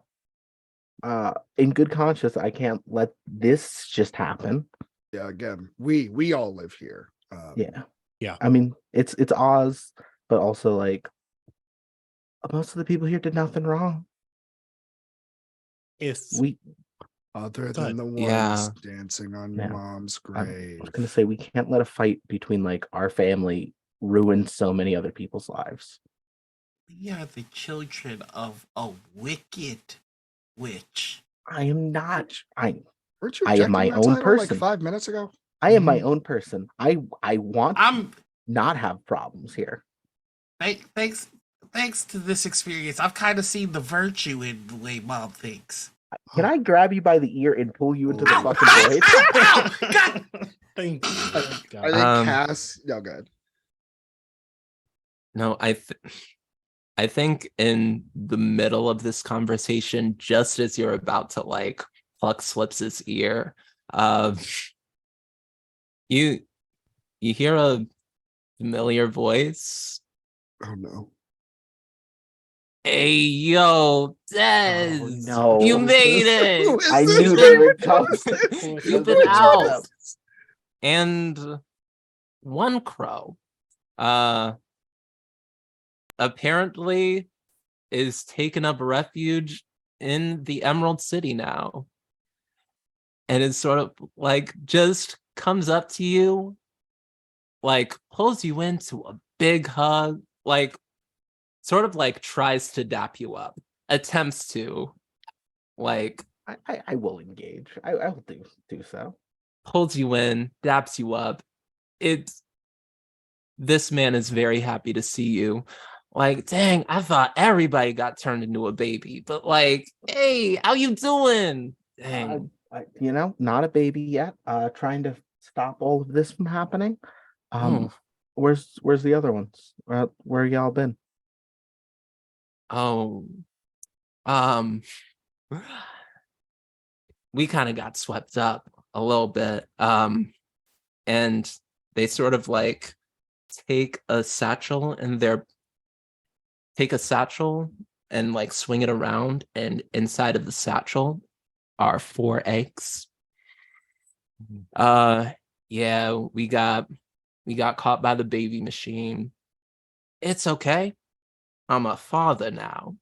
And when my boys wake up, I can like unironically say, hey, y'all bird ass boys is my sons. So that is something to look forward to if we can stop the baby-mifying machine from completely, you know what? You super powerful. You got the best tomatoes. You got any tomatoes on you? Do you? I don't. I haven't had time to do any You know, any we've been farming. busy But here too.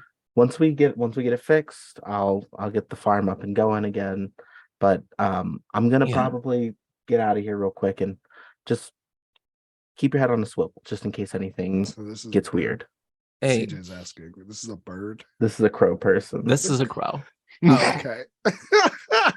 Like, sort of like looks up at you and says, hey, Des, you all right, fam?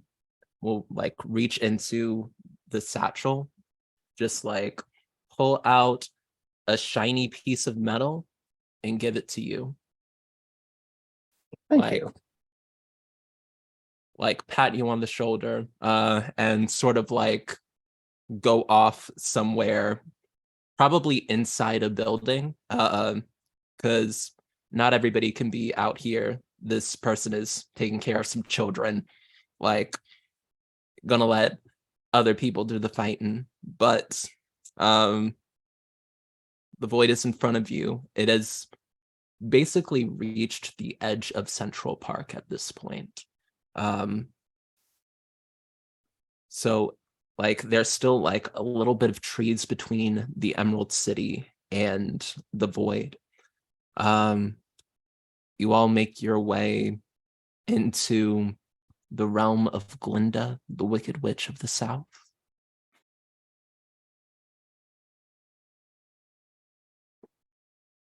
I think Cass leans over to Mel, and is like whispers so that the sensitive can't hear me. $5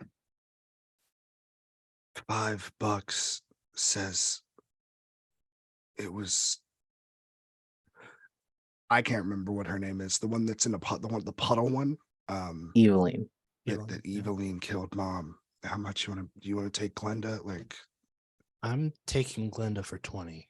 all right, cool. And then just like pulls back.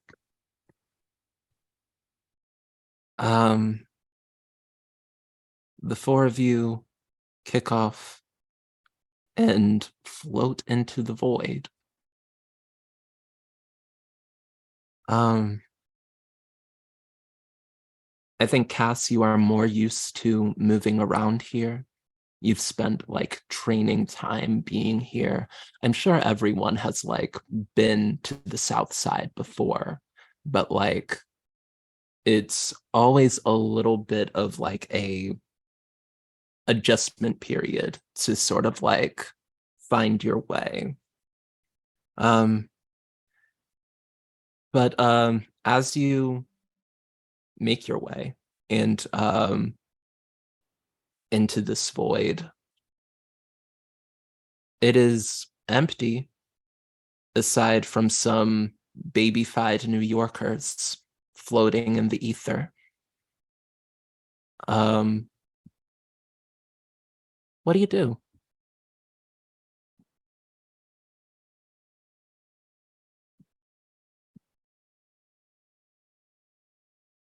I think Mel just starts calling out, sort of.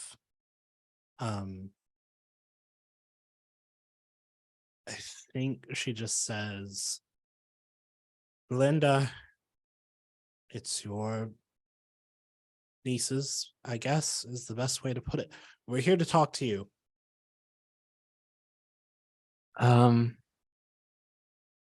I think, Slips, you pointed out the red bubble in the distance, yeah?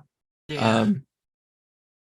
I think as you enter the void, all of you sort of see like, and call out, all of you sort of see little silver sparks going up across the red barrier. That as Mel says these words, stops. And a bright, overwhelming starlight sort of quickly closes in upon you. And for a second, you have to like avert your eyes. And as the glow fades, you see in front of you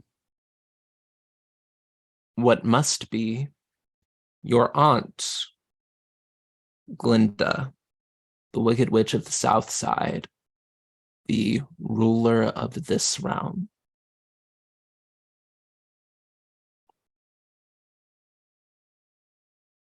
Go on, Nieces?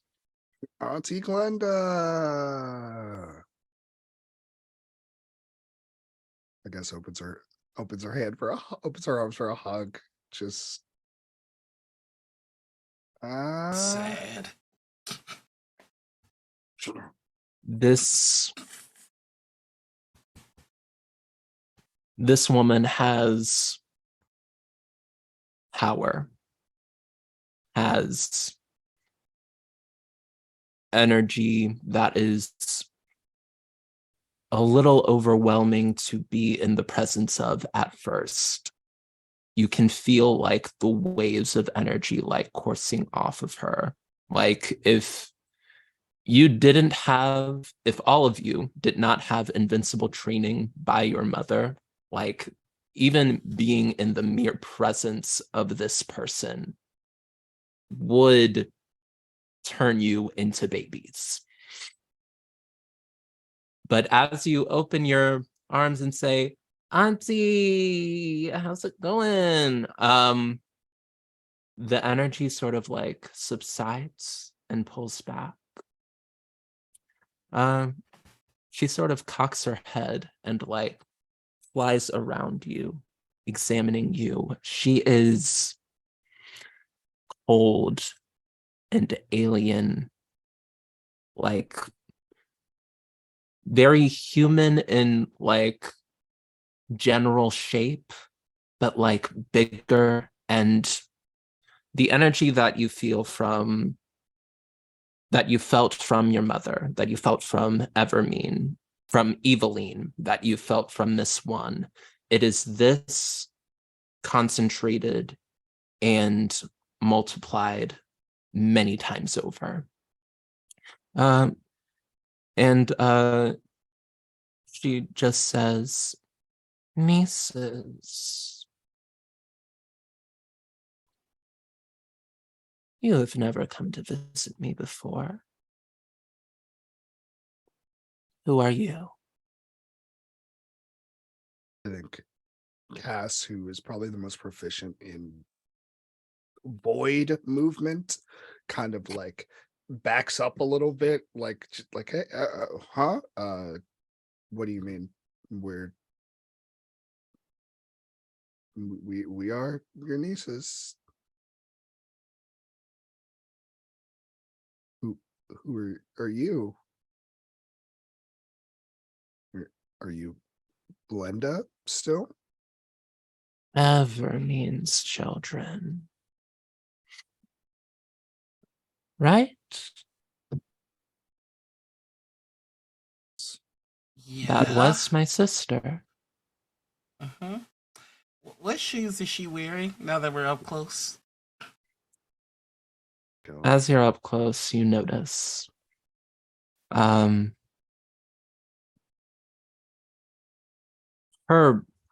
item of power you see up close for the first time, a diamond tiara.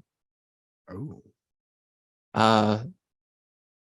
As well as your Aunt Eveline's item of power in her right hand, a long whip, as well as your Auntie Miss One's item of power, a abacus of shifting blue colors. Don't say the last one. Come on. No. Come on, don't do it. And on her Don't do it. feet, Yep. you see some very familiar silver slippers. So At 20 after we finish, Cass. I give Mel $20. Yeah. Just like and I just lean over to Queenie, who's still on my shoulder, and I was like, "Remember what I taught you?" Oh no. about to get that cat babyfied.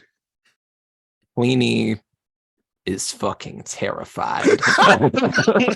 Absolutely the fuck not.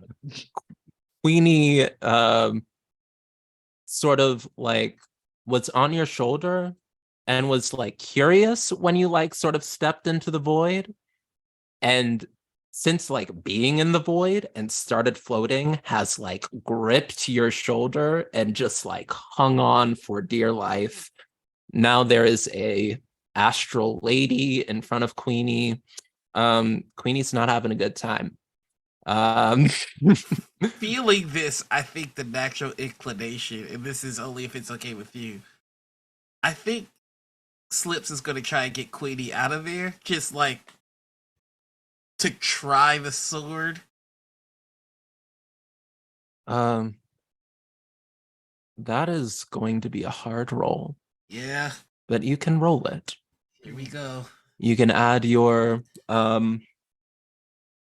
you can add your sword adaptation die Oh, heck yeah.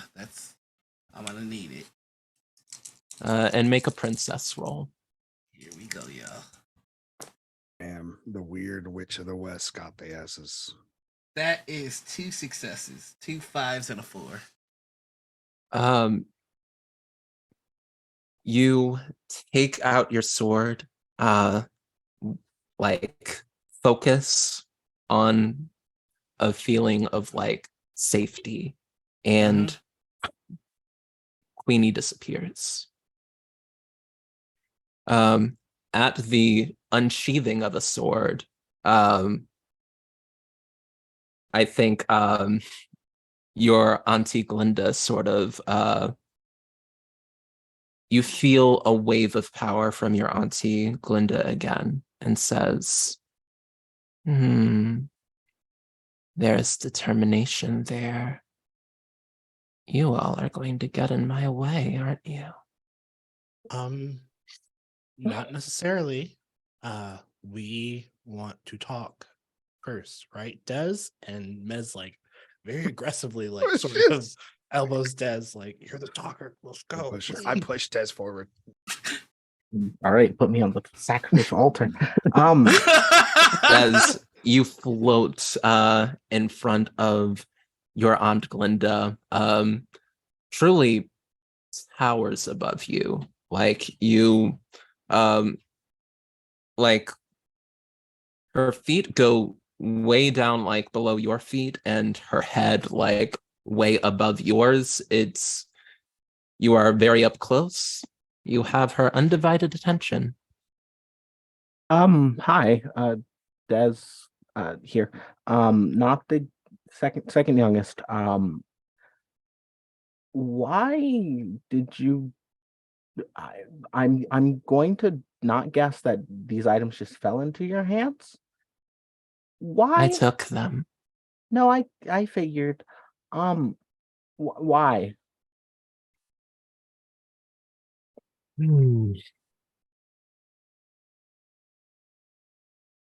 Go ahead and make a princess roll. See if you can bait her into monologuing. Okay. I really like how everyone's like, "Oh, Des, that's real. Des, time to That's shine. why. Let's get her I out of would- there." Time to shine. You better not I fuck would this up. like Des to note that Slips would never put you in this situation. I got 2. It's my That's- thing. It's literally my thing, but it felt the most like she gonna throw a punch whoever's talking first and longest. So get her up here. I got 2 successes. She villain monologues. Basically comes to she's old, the oldest of the siblings. She never passed down her powers and like relinquished control of the South. She was patient. She waited. She used her power to summon some used her power to summon some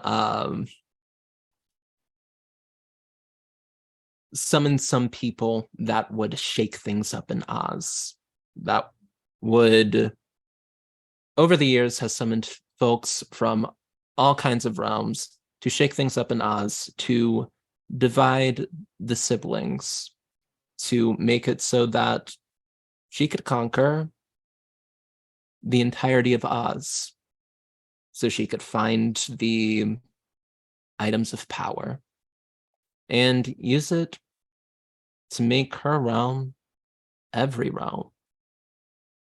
She just likes being a witch that floats in the void with babies surrounding her for as far as eternity can see. And as soon as she takes the Emerald City, which shouldn't be long now, she will find the current Wiz and dethrone him. She'll have the power to make every realm void and babies. If I may, at the mention of every realm, because this wasn't officially Slips' problem until right now. It's almost Oh, like Mel leopards literally eating faces warned party. you. I didn't think the leopards would eat my face, says Slip, finally. Jesus Christ. Yeah, that's I on literally you. said it. It's like, We didn't know for sure. Now we know for that's sure. so funny. She's just evil. Like, not evil. She's just weird. Like, just He's straight up. just weird. Since He's she's just weird. since she's monologuing and that he is kind of laser focused on Dez, and my sword is already out, I'd like to try something stupid, please. Please try something stupid. I would love that for us. I would like to create a portal over her head and just try to yank that tiara off. Go ahead. Ooh, what is this? Ooh. I am using my sword, so I'd like to petition for maybe my sword dice. You are unleashing your vengeance here. Go Yeah. ahead and roll sword.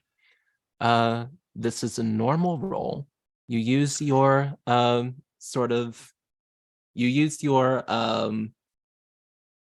God, what is it called? Sword adaptation. So get another die. I'd like to petition for one other thing, if I may. I may be pushing it, but I'd be remiss if I didn't try. I believe I am acting as the successor to try and avenge my predecessor. I'll allow it. Okay, here we go. Anita's so kind. I know, right? I was begging. I'm scared, y'all. That is I can. But I hope you Hands get up. three at least. Actually, with this one, tell me what you got on each of the die. I'll do you one better. So Love I the believe hand that is 3 successes, a 4, a 6, and a 4, and I rolled a 1 on this one. As you swipe the sword, make a portal, and are about to reach through and grab your auntie's tiara,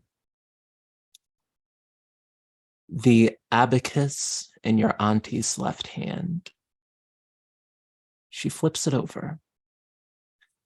And I need you to take each of your die Ain't no and way. like put them on the opposite No. thing. And that is actually what you rolled for that.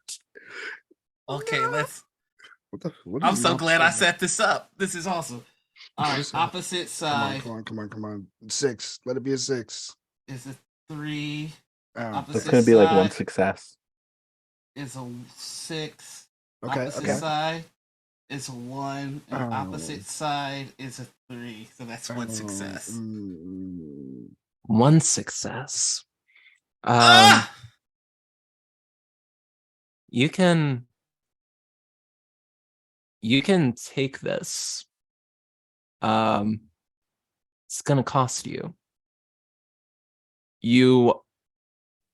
I'll give you a choice. You are either going to take this as you slice open the portal. You see your auntie flip over the abacus, and you know that she has something ready for you if you go through that portal and try to grab what is hers. What do? Do you shy away, or do you make the jump? I don't lie to my cat. And I told my cat it was on site. So it's all sight. So like whatever happens, like she earned this. I didn't. It's not coming out of nowhere. So sorry, I have to put my charger back in my headphones. But yeah, we're gonna go through with this. You grab the tiara and whip your hand out of the portal as quick as you can. And you feel like you feel the power of like blizzards, of storms, of movement, of like across the realms. You feel this power.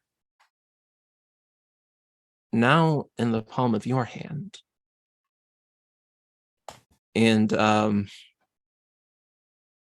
as the successor, there is ambition there. You could do a lot with this. You could go wherever you wanted. On a wisp of wind. And as you sort of like are in that moment, before you have a chance to close your portal, a whip lances off and sort of wraps around your arm, stinging quite a bit. Go ahead and make... Well, you're going to take the bloodied condition anyway. This is an item of power. Make an invincible roll to resist something else that might happen. Okay. All right. That is, I only get to roll 1 for my invincible, and Yes. I got a 6. Period. Yeah, you yeah, I think you feel yourself like one success is not great. So I will have to say that like you do feel yourself as well as just the pain wrapping around the arm that now clutches this tiara. You feel a irresistible urge to dance. It's not going to last as long as it could have lasted with 0 successes, but for like the next of your sisters goes, you're not going to be much use to anyone, though you have done a very good first turn. You all see Slips is the first one to act, and to act very bravely as far as Slips usually goes. Now the fight is on, and you feel an intensity of power overwhelm you, trying to turn you into babies. What are y'all doing? Really quick, I just want to ask if there's one thing I could do with the crowd, because there was something that Slips wanted to do. Not yet. Okay. Not yet. As you like grab this and make this realization, you're dancing. How are you dancing? I would like to see this in my mind's eye. This is going to be a part of what I was going to try to do. So I will let you. I would like. Okay. I would like to do the yeet, but when I yeet, I would like to throw the crowd to Cass. Word. And then I would just hit the schmurder afterwards. Oof. The yeets. I'm just confirming this is the yeets. Yeet! And I'm like throwing the crowd to the Cass. Yeah. Okay, you can't do that yet. But okay. That's the plan. Yeah, the fight is on, Who is I mean, active? damn, that's what I meant. I was thinking yeeting, and I said hit the yeet instead of Dab. dab. Okay. I'm I politely tired. didn't want to. There we go. There we go. I appreciate Let you. them cook. I appreciate you. My brain is made out of wet noodles. We got it. We're making it work. What's going on? What's going on, family? Cass, I think you were gonna do something. Hmm? Never mind. go Okay. ahead. Then sort of seeing the whip lash out at Slips stirs something in Mel. And sort of almost reactionarily seeing their sibling in a bit of pain before dancing. We're just not going to pay attention to that. Mel grabs her sword, swings it in like a couple circles first to get those screams going before trying to disarm Glinda, specifically disarming the whip, I would say. All right, go ahead and roll sword to try to unleash some vengeance. Two things. Can I add the screams? Yes. And then because I'm technically trying to protect my sisters from further harm, can I add caretaker? Yeah, you went for the whip arm, the thing that specifically bloodied Slips. Go ahead and add another die.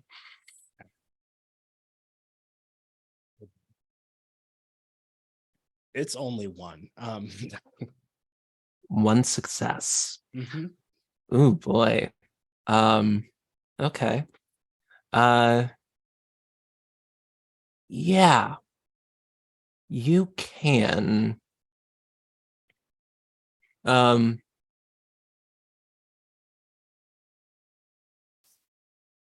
I'll say that you can like get Slips out of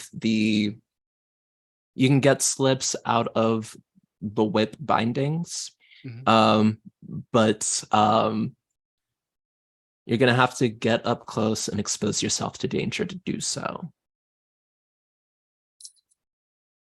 Yeah, I think Mel sort of without hesitation would move into that. You dart forward, and I think just use the panic of like the sound of screams in your sword to like try to slash up to try to like break a whip of power. It's not, it wouldn't do that. It would damage the thing, but in addition to the screams, there is a very instinctive like panic that sets into Glinda as she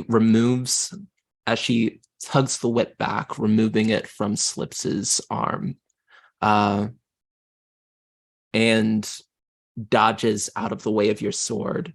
But like as you sort of like go to like swing upwards, she is going to sort of turn in midair, and it's still like hard to move in this like space. And she is just going to kick you in the back of the head. With Mom's silver slippers, very disrespectful. rude. Roll So invincible. She stomped you in mom's kicks. God. Sure did. Yeah, that's no successes actually. Oh Doing boy. amazing. God, you know what's funny? You know what's silly of me? You know Oh, what's a good, fun, goofy time? I Mhm. didn't even pull up the Invincible Sword Princess rulebook before doing this. Here we are, 20 minutes before the end. I'm just Emerging operating rules. off vibes and luck. Now, what happens when you roll 0 successes on a roll, on specifically an invincible roll?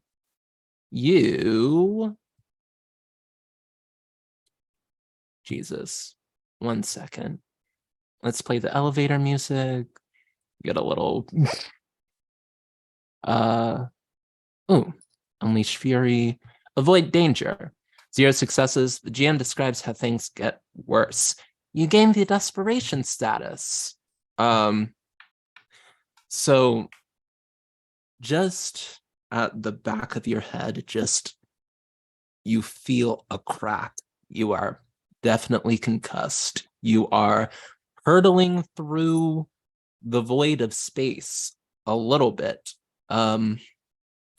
Mark desperation as you are feeling the blood pumping, feeling that was a serious injury.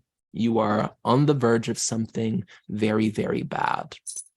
But you have the desperation status, which means you can unmark it to do something cool, but not right now. Right now, you're concussed and hurtling through space. Cass, Des, that woman just Body. I look to absolutely. Cass of like, hey, this is like your whole thing. Like, Yeah, please go get- don't. No, you go Yeah. first. They were go get Mel. I got this. Okay, yeah. I will go retrieve Mel if I can. Bet. Yeah. I feel like this is an invincible role to avoid the danger of losing your sibling to the void. Yeah, do you have anything that you can add to this? Probably not. I have 1 die for invincible, so I will do my best. I believe in you. I got 1 success. There you go. I did it. You dart off. But you dart off after Mel to try and rescue them and stop them from tumbling completely just out of the fight. And you are able to just like catch them before they really pick up speed and just start hurtling away. I think you definitely see that the effects of this place is doing something to Mel. Their clothes are sort of like turning silvery. Their wrinkles, their scars are starting to like recede.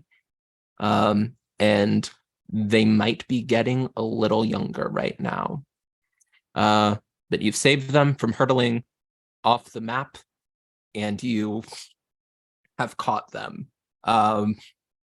And everybody's still in the fight. I will say it is Glinda's go. And Glinda is just going to just engage. It's gonna be, isn't it? I don't think it's going to be Cass. Oh, okay. Well, Cass didn't take Glinda's item of power. Oh no! Slips Cass hasn't did. done anything yet. So, Slips, could you go ahead and... Yeah. Well, Cass, I will give you a little bit of reaction to do something. You could try to interpose yourself between Slips and... Yeah. She rushes towards Slips, but as she tries to, you get in the way. I need you to roll. I need both of you to roll invincible, because she's got that range on her.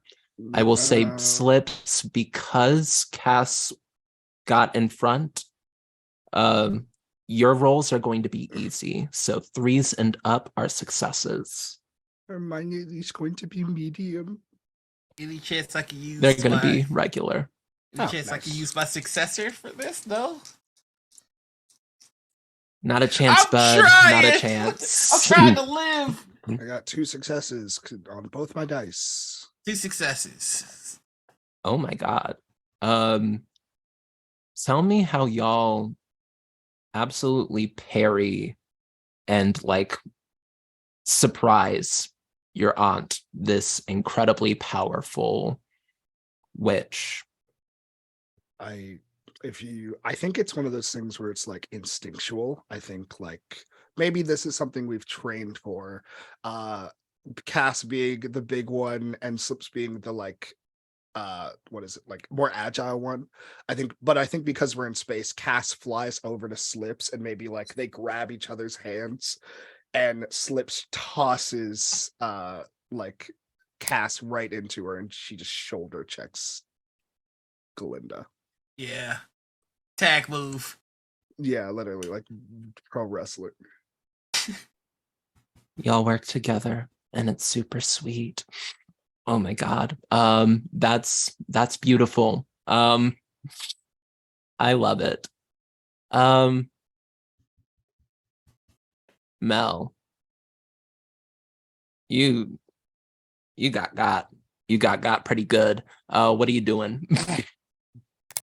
You are in desperation right now. Mel is seeing red a bit, both because got clocked in the back of the noggin and this woman killed her mother. So That is true. I think after Dez is able to like keep Mel from flying away, Mel just says, we have to get those off of her now. We need to get those back. Yeah. Also, be careful. You're looking a little younger. Is that supposed to be a compliment or No, Okay, no, the Okay. baby thing. The baby thing. Am I no longer the youngest? Don't ask questions like that. Don't have time to unpack it. I think Mel will try to rush forward in this weird void space and just once again attempt to disarm. I think basically she's going to try a fake out type thing where it looks like, and maybe the psychological screams will help with this, it looks like he's going for the whip again, but in actuality he's going for the abacus. Make make an unleash your vengeance roll with your sword. I'll say that the screams don't help you in this one. Feels like feels like Glinda is focused on Cass and Slips, and you are trying to like take her by surprise, and like screaming as you approach will not help. No.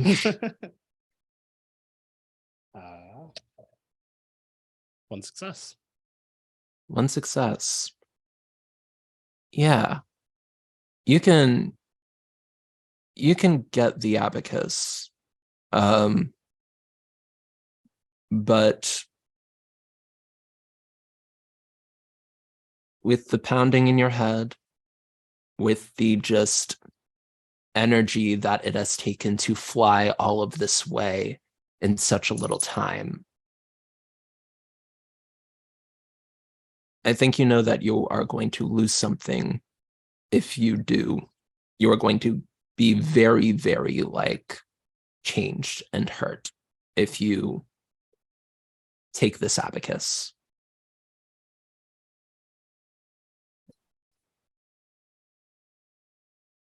I think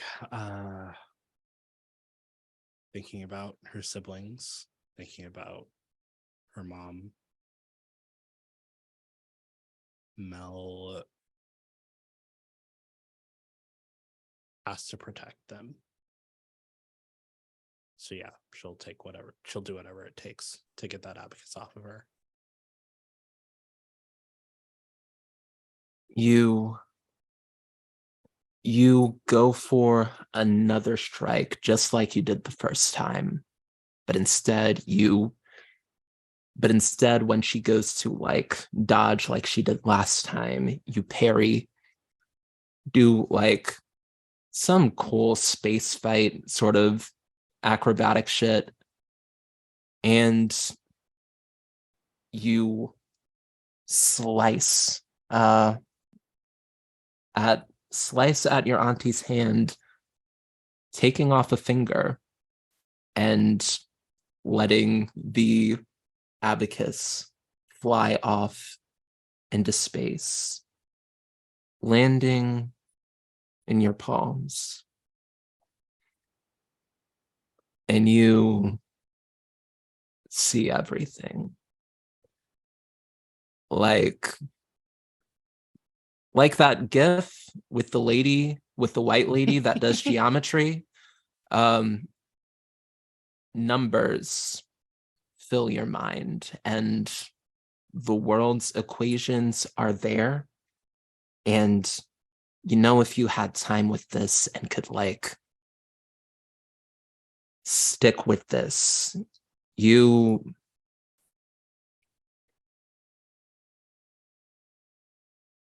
could change fate. And as you're in this moment where you grab this thing, the finger that got chopped off and the blood that streams from it, specifically rockets off towards you and hits you in the center of your chest.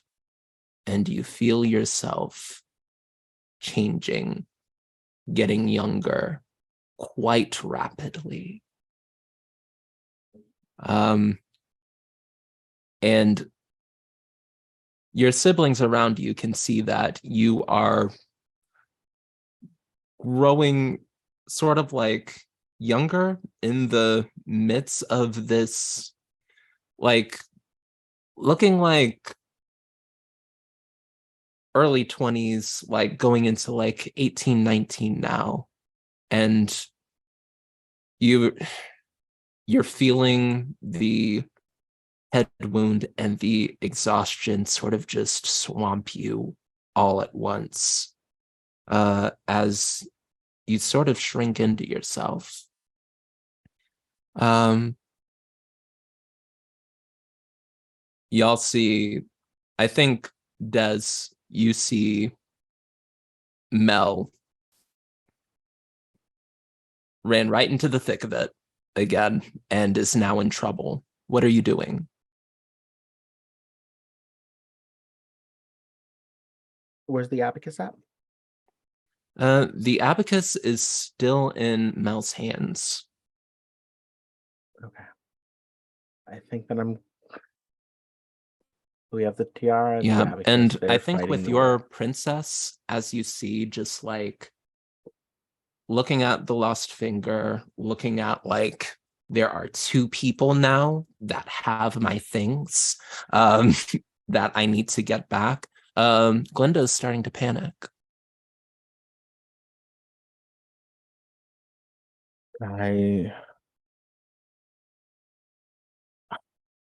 think Oh my god. I'm so afraid. I'm there's so many things. Because I don't want to throw myself into combat. I know I'll be more of a hindrance than a help there. So I think I'm gonna continue to play support and check on Mel and make sure Mel's okay. How are you supporting Mel in this moment? Is Mel floating off again or just Mel is just shrinking. Mel is still in the vicinity. The only thing I can think is try to roll princess to see if there's anything I can do or muster in a magical way, but I have no idea. I'm lost in a good way. Roll princess. It's all going bad. I got 2 successes though. Yeah. You tell me the solution that you find that right now stops at least the de-aging process of your sibling. I think this feels like a bad idea, but also the thing that Des might do in a moment of desperation is try to figure out and mess with the abacus and see if messing with it in any way can halt what's ever happening to Mal. especially since Mel's currently holding it. Oof. That's such a bad reaction. I don't like that. Like I will say, Melon Slips, you knew upon first having contact with these items of power that you would need time with them. You would need to like figure out their inner workings, figure out how to like not let it overwhelm you or spin out of control. You do it. This thing alters fate. You successfully like get this thing. You successfully get it and use the abacus with just your absolute killer instincts and just knowing magic. Like you have a 3 in princess. That is very, very good. You find out exactly the numbers you need to press to reverse completely the aging process in Mal. And y'all also, everyone in the scene flips. And suddenly we're not in space anymore. Suddenly we are like in the sky, falling to a sort of island realm with a crescent island shape, a glittering sea. There's like a 10-year-old kid that like dodges out of the way that's flying as you're plummeting towards the water. We flip again and Slips, we are in Neverland. No, not Neverland, Wonderland. At the Red Queen's tea party. Like everybody just like falls and crashes into the middle of the tea set. The Red Queen is shrieking in indignation. Like people are in a huge fuss. We switch again and find ourselves in a million different realms and possibilities and finally land in New York City. Above, like in the middle of Central Park. Seems like something that happened with the abacus has extended its magic here. It is a blizzard in this place, but you all land a little dazed, a little nauseous from the experience, and Glinda goes directly for you after causing all of that. Would you please roll invincible for me? Famously, a thing I'm great at. I the one success. I am living and dying by these one successes. One success. Like you find yourself bloodied as this woman just punches you in the gut with her bleeding like one 4-fingered hand. And you also feel like her blood try to like seep into you and sort of babyfy you. But right now you are still good enough to like resist it. Oh, Cass God. slips. That was Yeah. fucking weird. That was What are you that was doing? very weird. I think Oh, Cass. I'm gonna Yeah, have to literally. apologize so much to Red. Oh. I think Cass is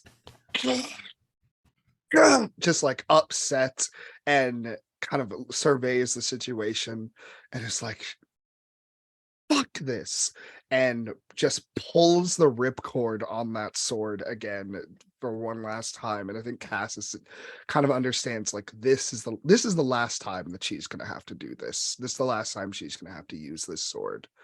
And I think she wants to, I don't know where the end of the whip was, but she wants to run over and kind of like pull Glinda for like towards her and just do the damn thing and get her ass. Can I support this?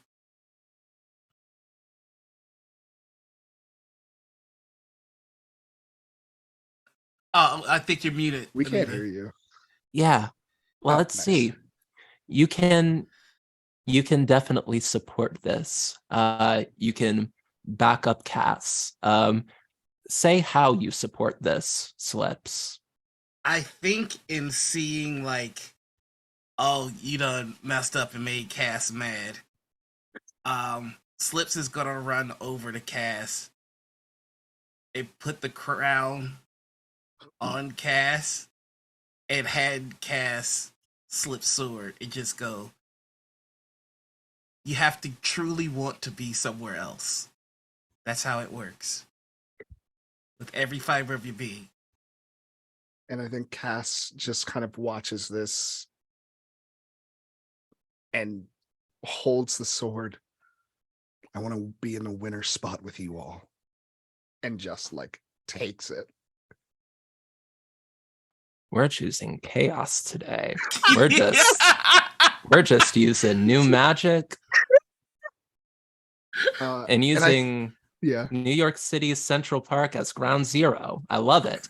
Go ahead and roll sword. Add if- one die. Can I add two another? die. I was gonna say, can I add another die because I'm acting as the elder in my role? Add 3 die just for. Oh my how God! absolutely unhinged all of this is. Tell me the results, Dan. This is deranged. So I rolled a lot of dice. I got a 6. Sorry, let me put them in order. A 6, a 6, a 5, a 4, a 4, a 4, and a 3. You have 6 successes.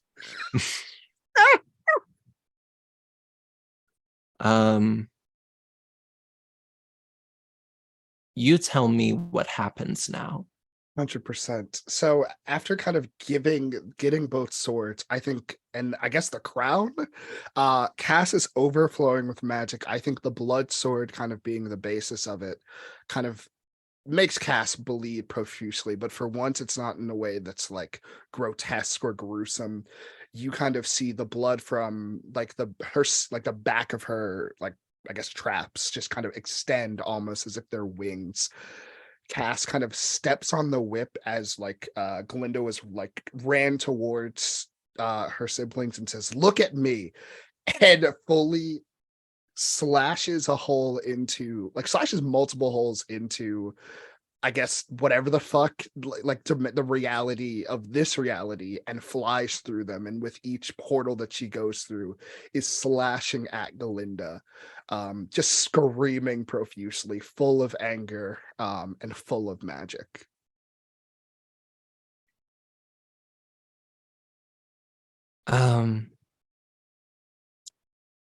Cats,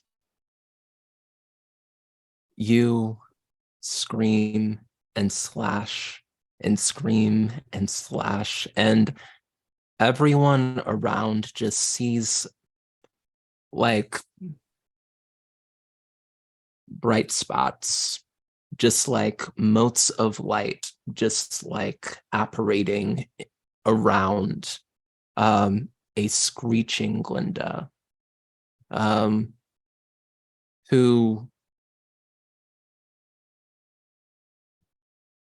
when it's done, is covered in gashes. The whip lands at your feet, Cass. The shoes that were on her feet, she got slashed at the ankles, and the slippers fell and tumbled right before Des. And before you is the panting, defeated form of your auntie.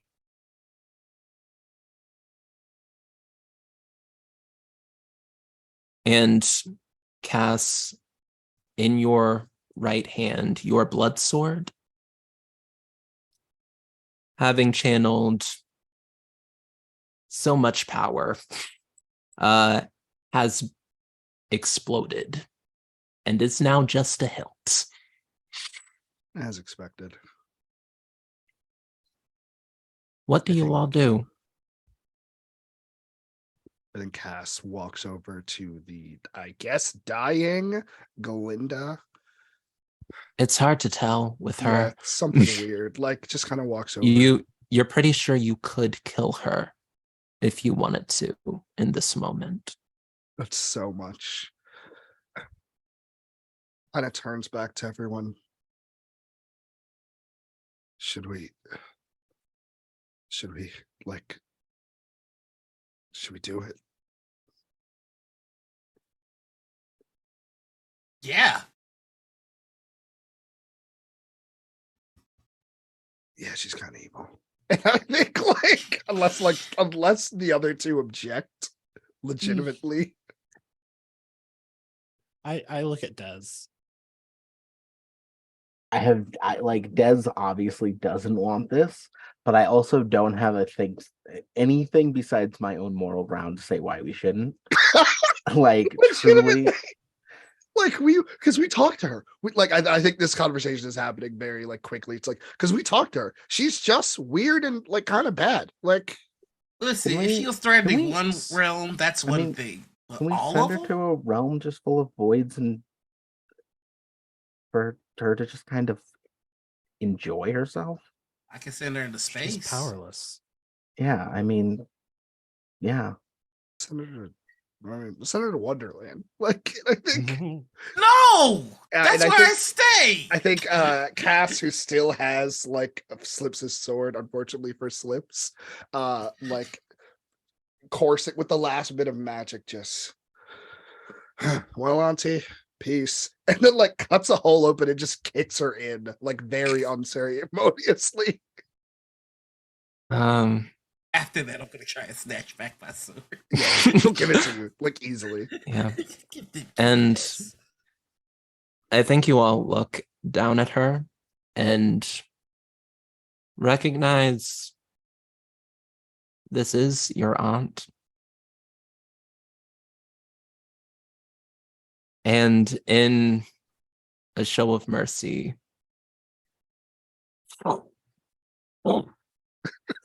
just gone. You see her off somewhere in a very different galaxy than this one. Very, very far away.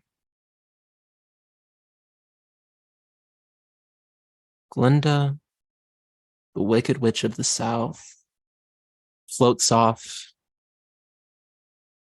into the abyss.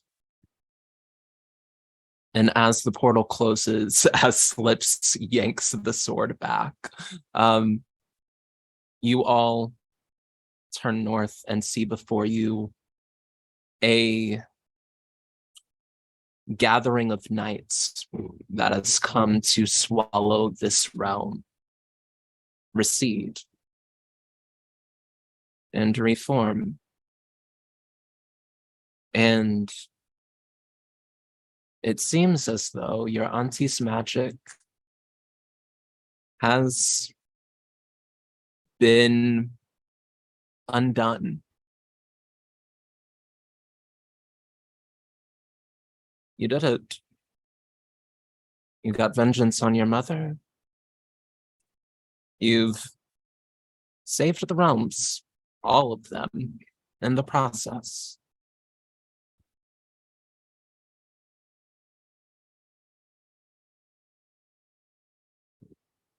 And we're home. And we're like home. We're like in the middle of us. I Oz think still in New York. I think is Oz still in New York? The Emerald City is in New York. And we're in the Emerald City. Mm-hmm. We should probably send that back, shouldn't Should we? we? Like, I mean, Herman wasn't that good at his job. Maybe he'll be better here. He's from New York.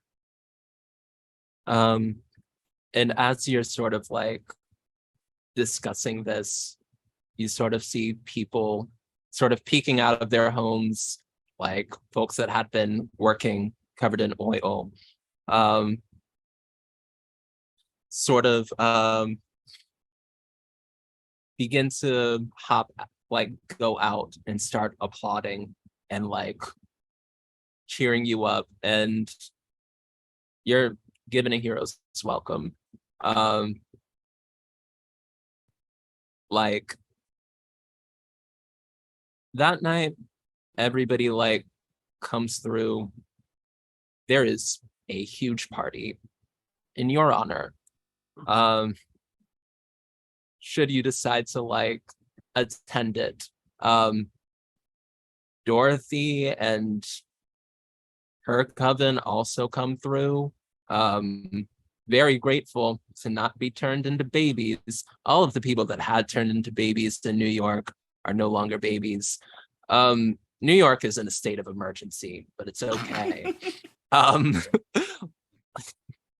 Yeah, we sort of see that Herman has every intention of getting all of his subjects back into Oz, is going to use the machine to like transport them back. You are free to come back as well, should you wish. There's also like the issue of the items of power that have all ended up in your sort of vicinities. There's a lot that's happening, and a lot to decide.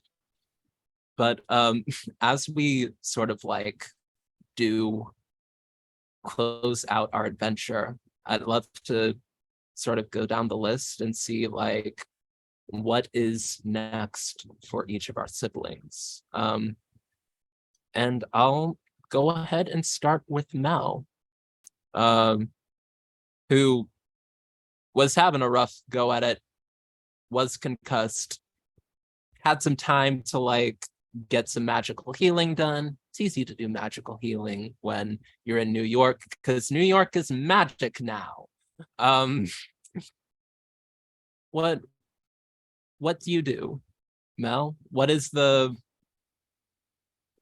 sort of what happens in Mel's story? The epilogue, yes.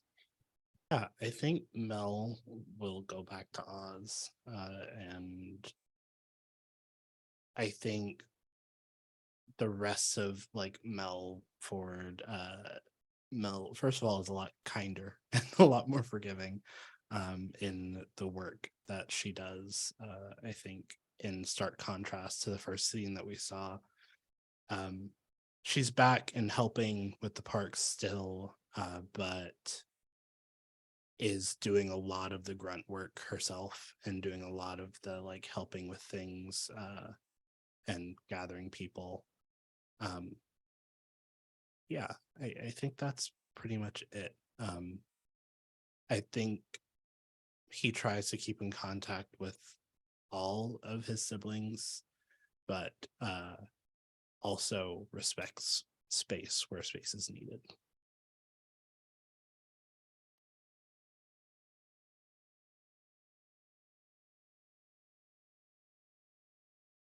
Are you muted? Muted. Again.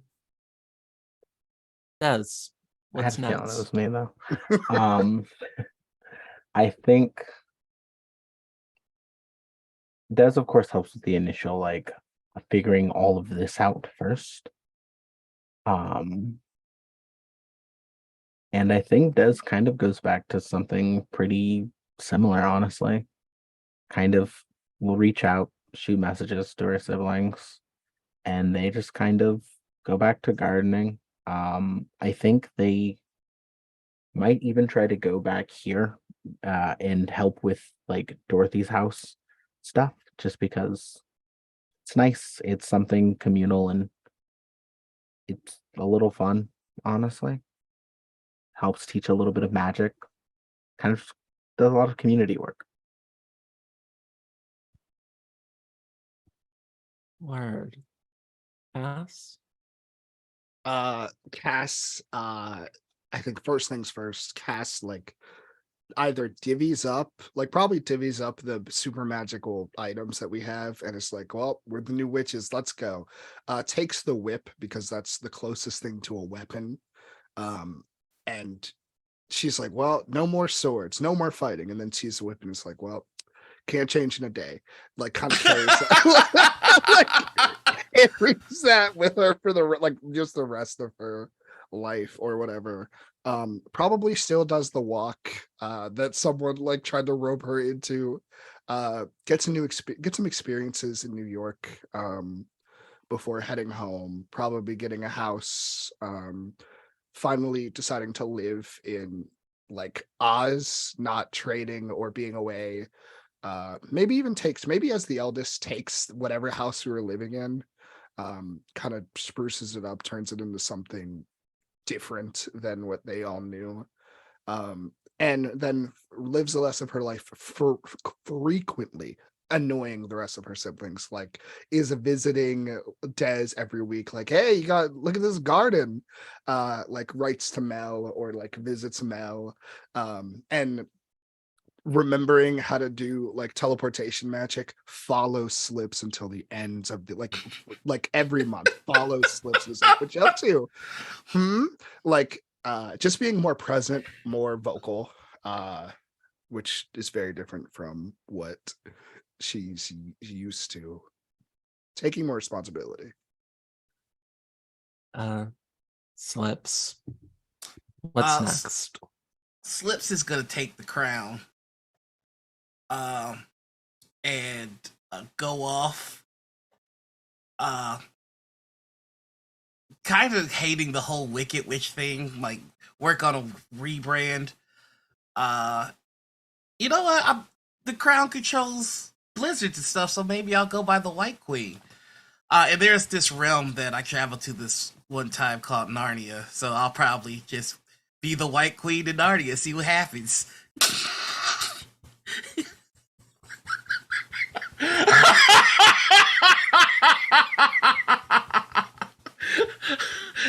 Mel visits yearly, not That's not strange. you, you were the least often. Well, there's this lion talking smack. I gotta do something. Beautiful. I will say that New York is never the same. And that is, it feels like a good thing.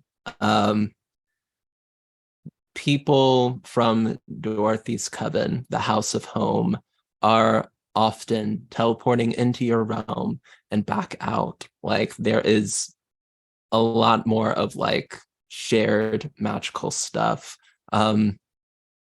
Dorothy goes back and visits her old friends. Apparently her and Herman like had a bit of a falling out last time they talked, but like they make up. There's a lot of good that like happens. There's a lot of good that comes out of like making New York a magical place, including being able to visit and like travel through the realms a lot easier. and you each have power and peace, and for better or worse, each other. And with that, I will call this adventure, the Orphans of Evermean, to a close. We did it, everybody. Got vengeance on Mom. Got vengeance for Mom. Saved the realms. Dope as hell. Love this for us. We can beautiful. Let's go through and tell the people who we are, what we're doing. Yeah, Dare, go first. Terrifying. Hi, I'm Dare, pronouns she, they, Faye. I'm a trans femme writer, editor, musician. I do too much. If you want to see me in other places, you can find me tomorrow on Take Your Role, where me and 7 other lovely players are going to be hunting vampires and vampires who are going to get hunted. I'm going to make sure there's no more of them. And if you like to see me be sad and fun, more interesting, or not more interesting ways, in fun, futuristic ways, you can catch me Wednesdays at Bad House RPG playing Cyberpunk Red, where I am just miserable. It's so fun. And yeah, or you can just find me pretty much anywhere on socials at Dare to Dream RPG, DARE, the number 2, DREAM RPG, where I am finishing up my Glee watch. I'm almost there. I got like 5 episodes left. I'm so close to being free, y'all. Why are you doing this to yourself? Don't worry about it. I don't think you'll ever be free once you're done with it. But CJ, you're up next. Tell the people. Hi, Bessies. It's CJ playing Disaster Queers at all times. Scholastic Dragon on the internet. I'm also in that game in which Dare is in, hunting vampires. However, I'm romancing vampires, like equally, like at the same time in which Dare is hunting them. It's really messy. You should go watch. I played Cass, the hot one. That's all I got. Beautiful. Mel, you're up. Wait, Eli is your name. I just read the caption. I'm sorry. Eli. No worries.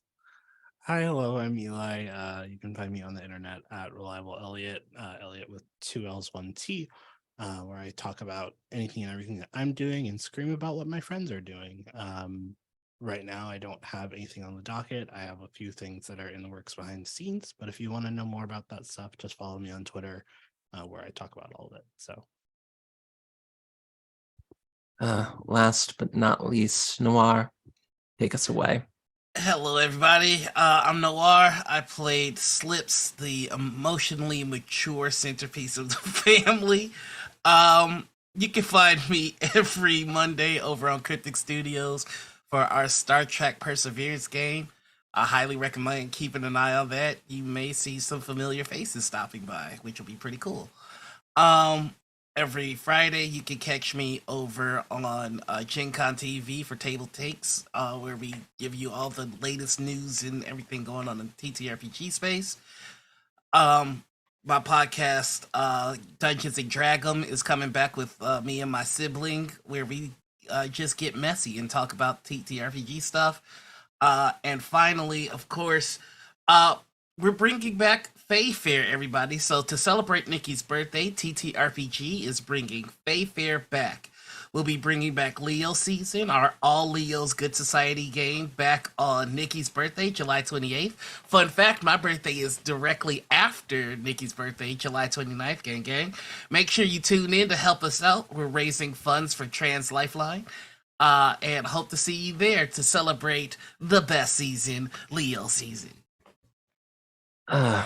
Beautiful, Noir. Thank you. I have been your game mistress, Anita.